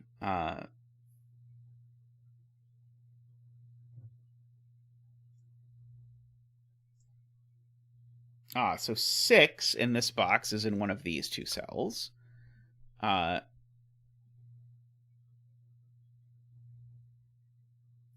in column 3. 1 can't go there. That's a very smart spot to Gary in. 1 in column 3 can only go in one of these two cells, because if I put a 1 there, I'd need to put a 0 there.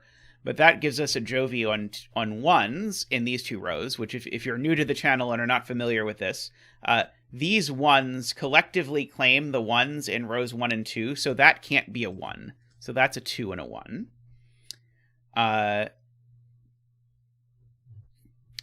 So we've got all of that. In fact, do I want to fill in these digits? Maybe that's not a worthwhile endeavor just yet. So these two digits differ by 1. So this digit is 1 more than this digit. So it can't be 1 and 2. I think it could be 2 and 3, or 3 and 4, or 4 and 5, or 5 and 6. I was hoping this would be more restricted than this, but it can't be 6 and 7. It can't be 7 and 8, and it can't be 8 and 9. So, yeah, that's how that worked out.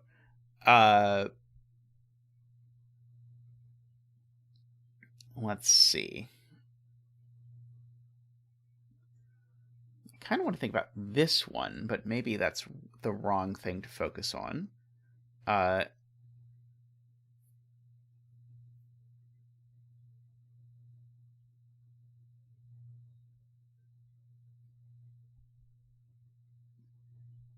Let's see.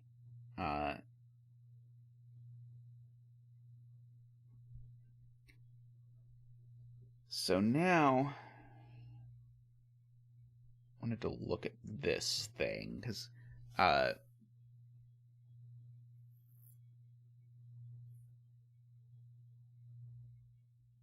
see, can 7 or 8 go online? So I guess it's a good question to ask. What's the biggest digit I can put on here? Given that the minimum of these is 3 and 4, that would make these 8 at minimum. So these sum to a minimum of 8. And the maximum I'm allowed is 17. It doesn't look to me like it's that restricted. I think I can put a rather high digit on this line, as long as I put a high digit in the circle.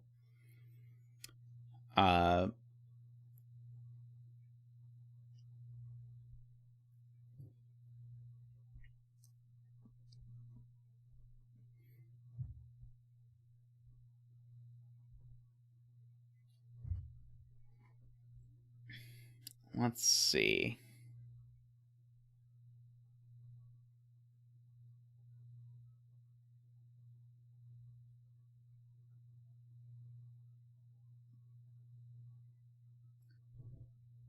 So Tallcat wants to ask where this circle goes in this box.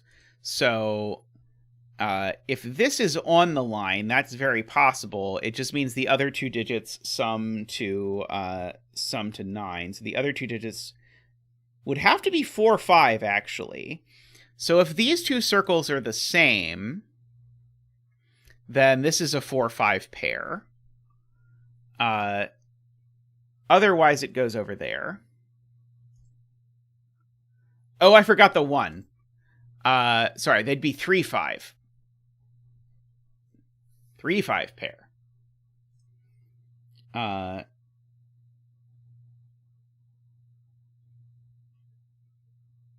feel like this 2, 5, 8 is the thing I'm supposed to be looking at, but I don't quite know what to do with it yet.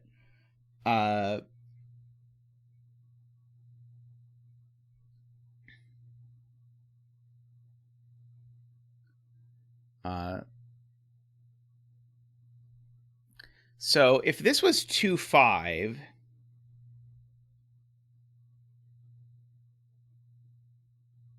Sorry, if this was 2, 5, this would have to be 3, 4. And then my brain just went, oh, but then it would be both a between line and a double arrow, and you can't do that. And then I had to remember that this is not that puzzle. If this were a 2, 5, this would be a 3, 4, which would make these a 3, 4 pair.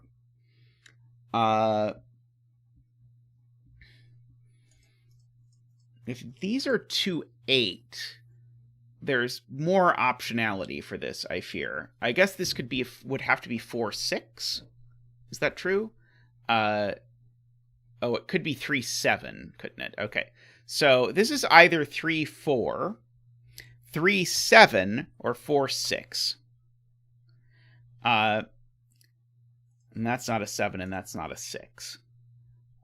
Is there any digit that has not appeared in any of these pencil marks that fascinates me?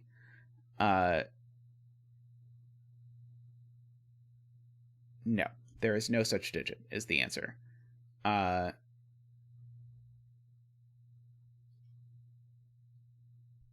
So this line just doesn't look that restricted, because this has got to be at least 2. So the sum here is at least 12. And so if the sum is at least 12, that means only that I need to... but I can't use a 9 in a circle. Okay, so the sum's at least 12, and the circles can't include a 9. So that means the other circle needs to be at least a 4, but I can't use 4. So the circles need to be at least 5. Okay, so these are from 5, 6, 7, 8, 9, but they can't be 9. And this one can't be 8, so that means this one can't be 5, I think. No, it doesn't, because I already ate my degree over there. But the maximum sum is 15, and so the maximum this cell can be is 5. So this cell is 2, 3, 4, 5, I believe.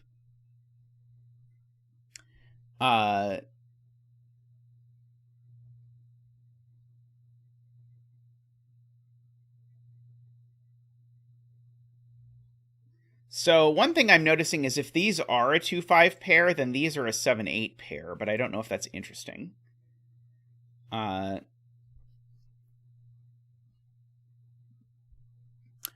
in column 2 goes here. That's a smart point from Martin. Oh,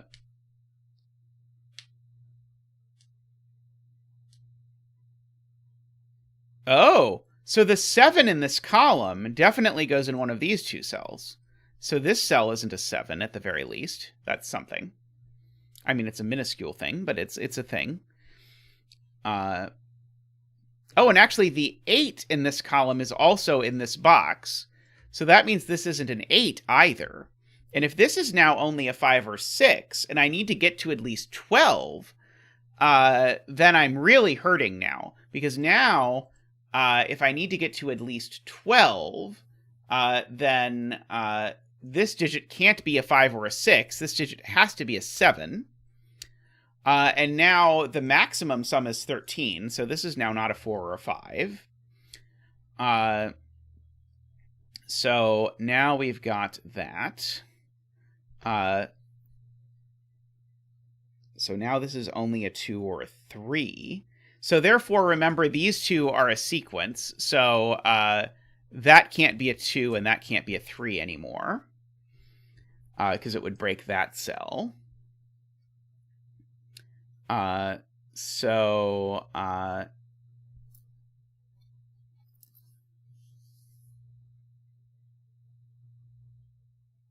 let's look at that.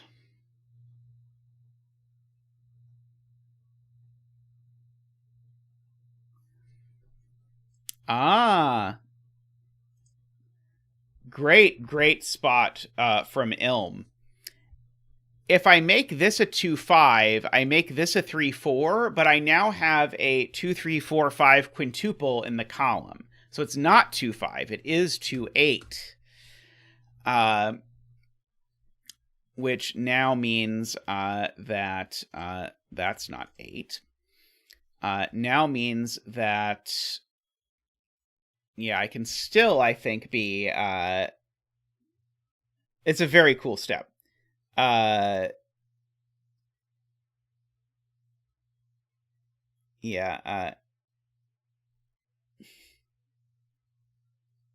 It's your favorite step because it rewarded all of your worst impulses. Let's see. So 3-7 is still possible, but this can't be a 3 because that can't be a 7. And this can't be a 4 because that can't be a 6. So this is a 3 or a 6.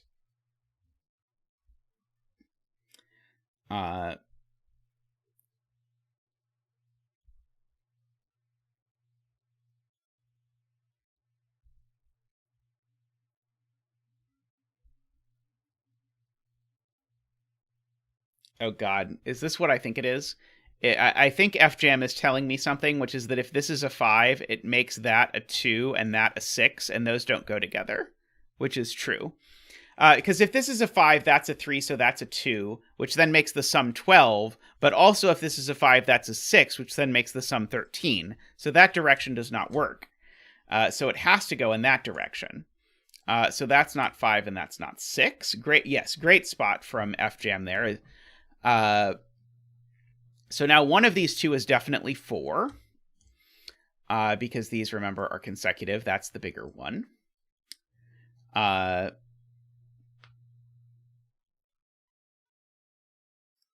There's definitely a 5 in this row, so that's not a 5 anymore.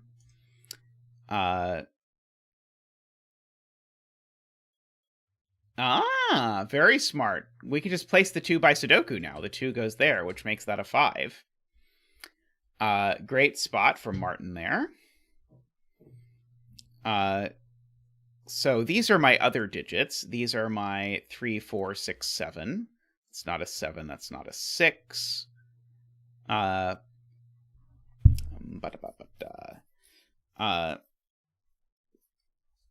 So if this is a 4, it makes that a 7 and breaks this thing. So this isn't a 4. If this is a 3, it makes that a 7 and that works, sadly. So, but that's a 3-6 pair, so that's not a 3 anymore. So this is a 4-7 pair. So this is a 3 and a 4. So this is a pair of something and something. Of 6 and 8. Yes, this is a pair of 6 and 8. And this is a pair of 1 and 5. Which seems believable.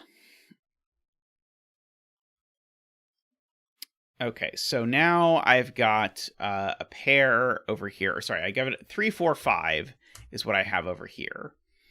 And so now the fact that that's a 3, 4, 5 actually pushes up the minimum sum of this line by a bit. Because now the minimum sum of this line... Okay, so first of all, I don't think this can be a 3. If this is a 3, the minimum sum of this line is 4, 5, 6, which is 15, 16. Oh, annoyingly, that's possible. But the minimum sum of this line is now 3, 4, 6 plus 1. 3, 4, 6 is 14, or sorry, 13 plus 1 is 14. So the minimum needs to be 14. So this is at least a 5. So this can only be 5, 7, or 8 now.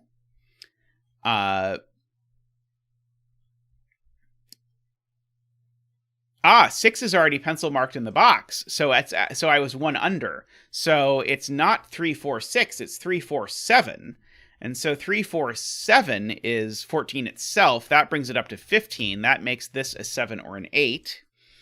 That 7 or 8 in this box joins this 6. So these are only from 6, 7, 8.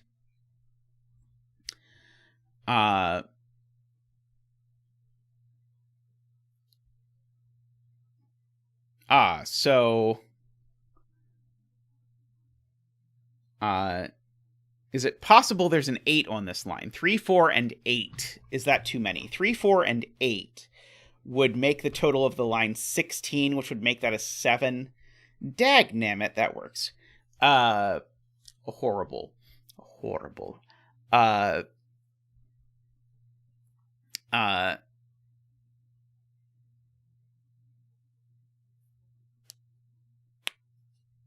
Okay.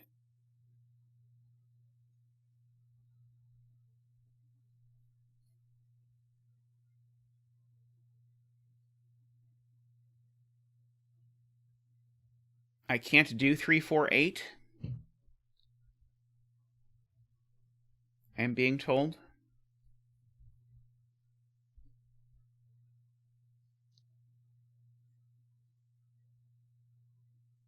We'll break the 5, 8 in row 8, column 9. Right. Wait. This is 3, 4, 8. Well, if this is 3, 4, 8, that's the 8.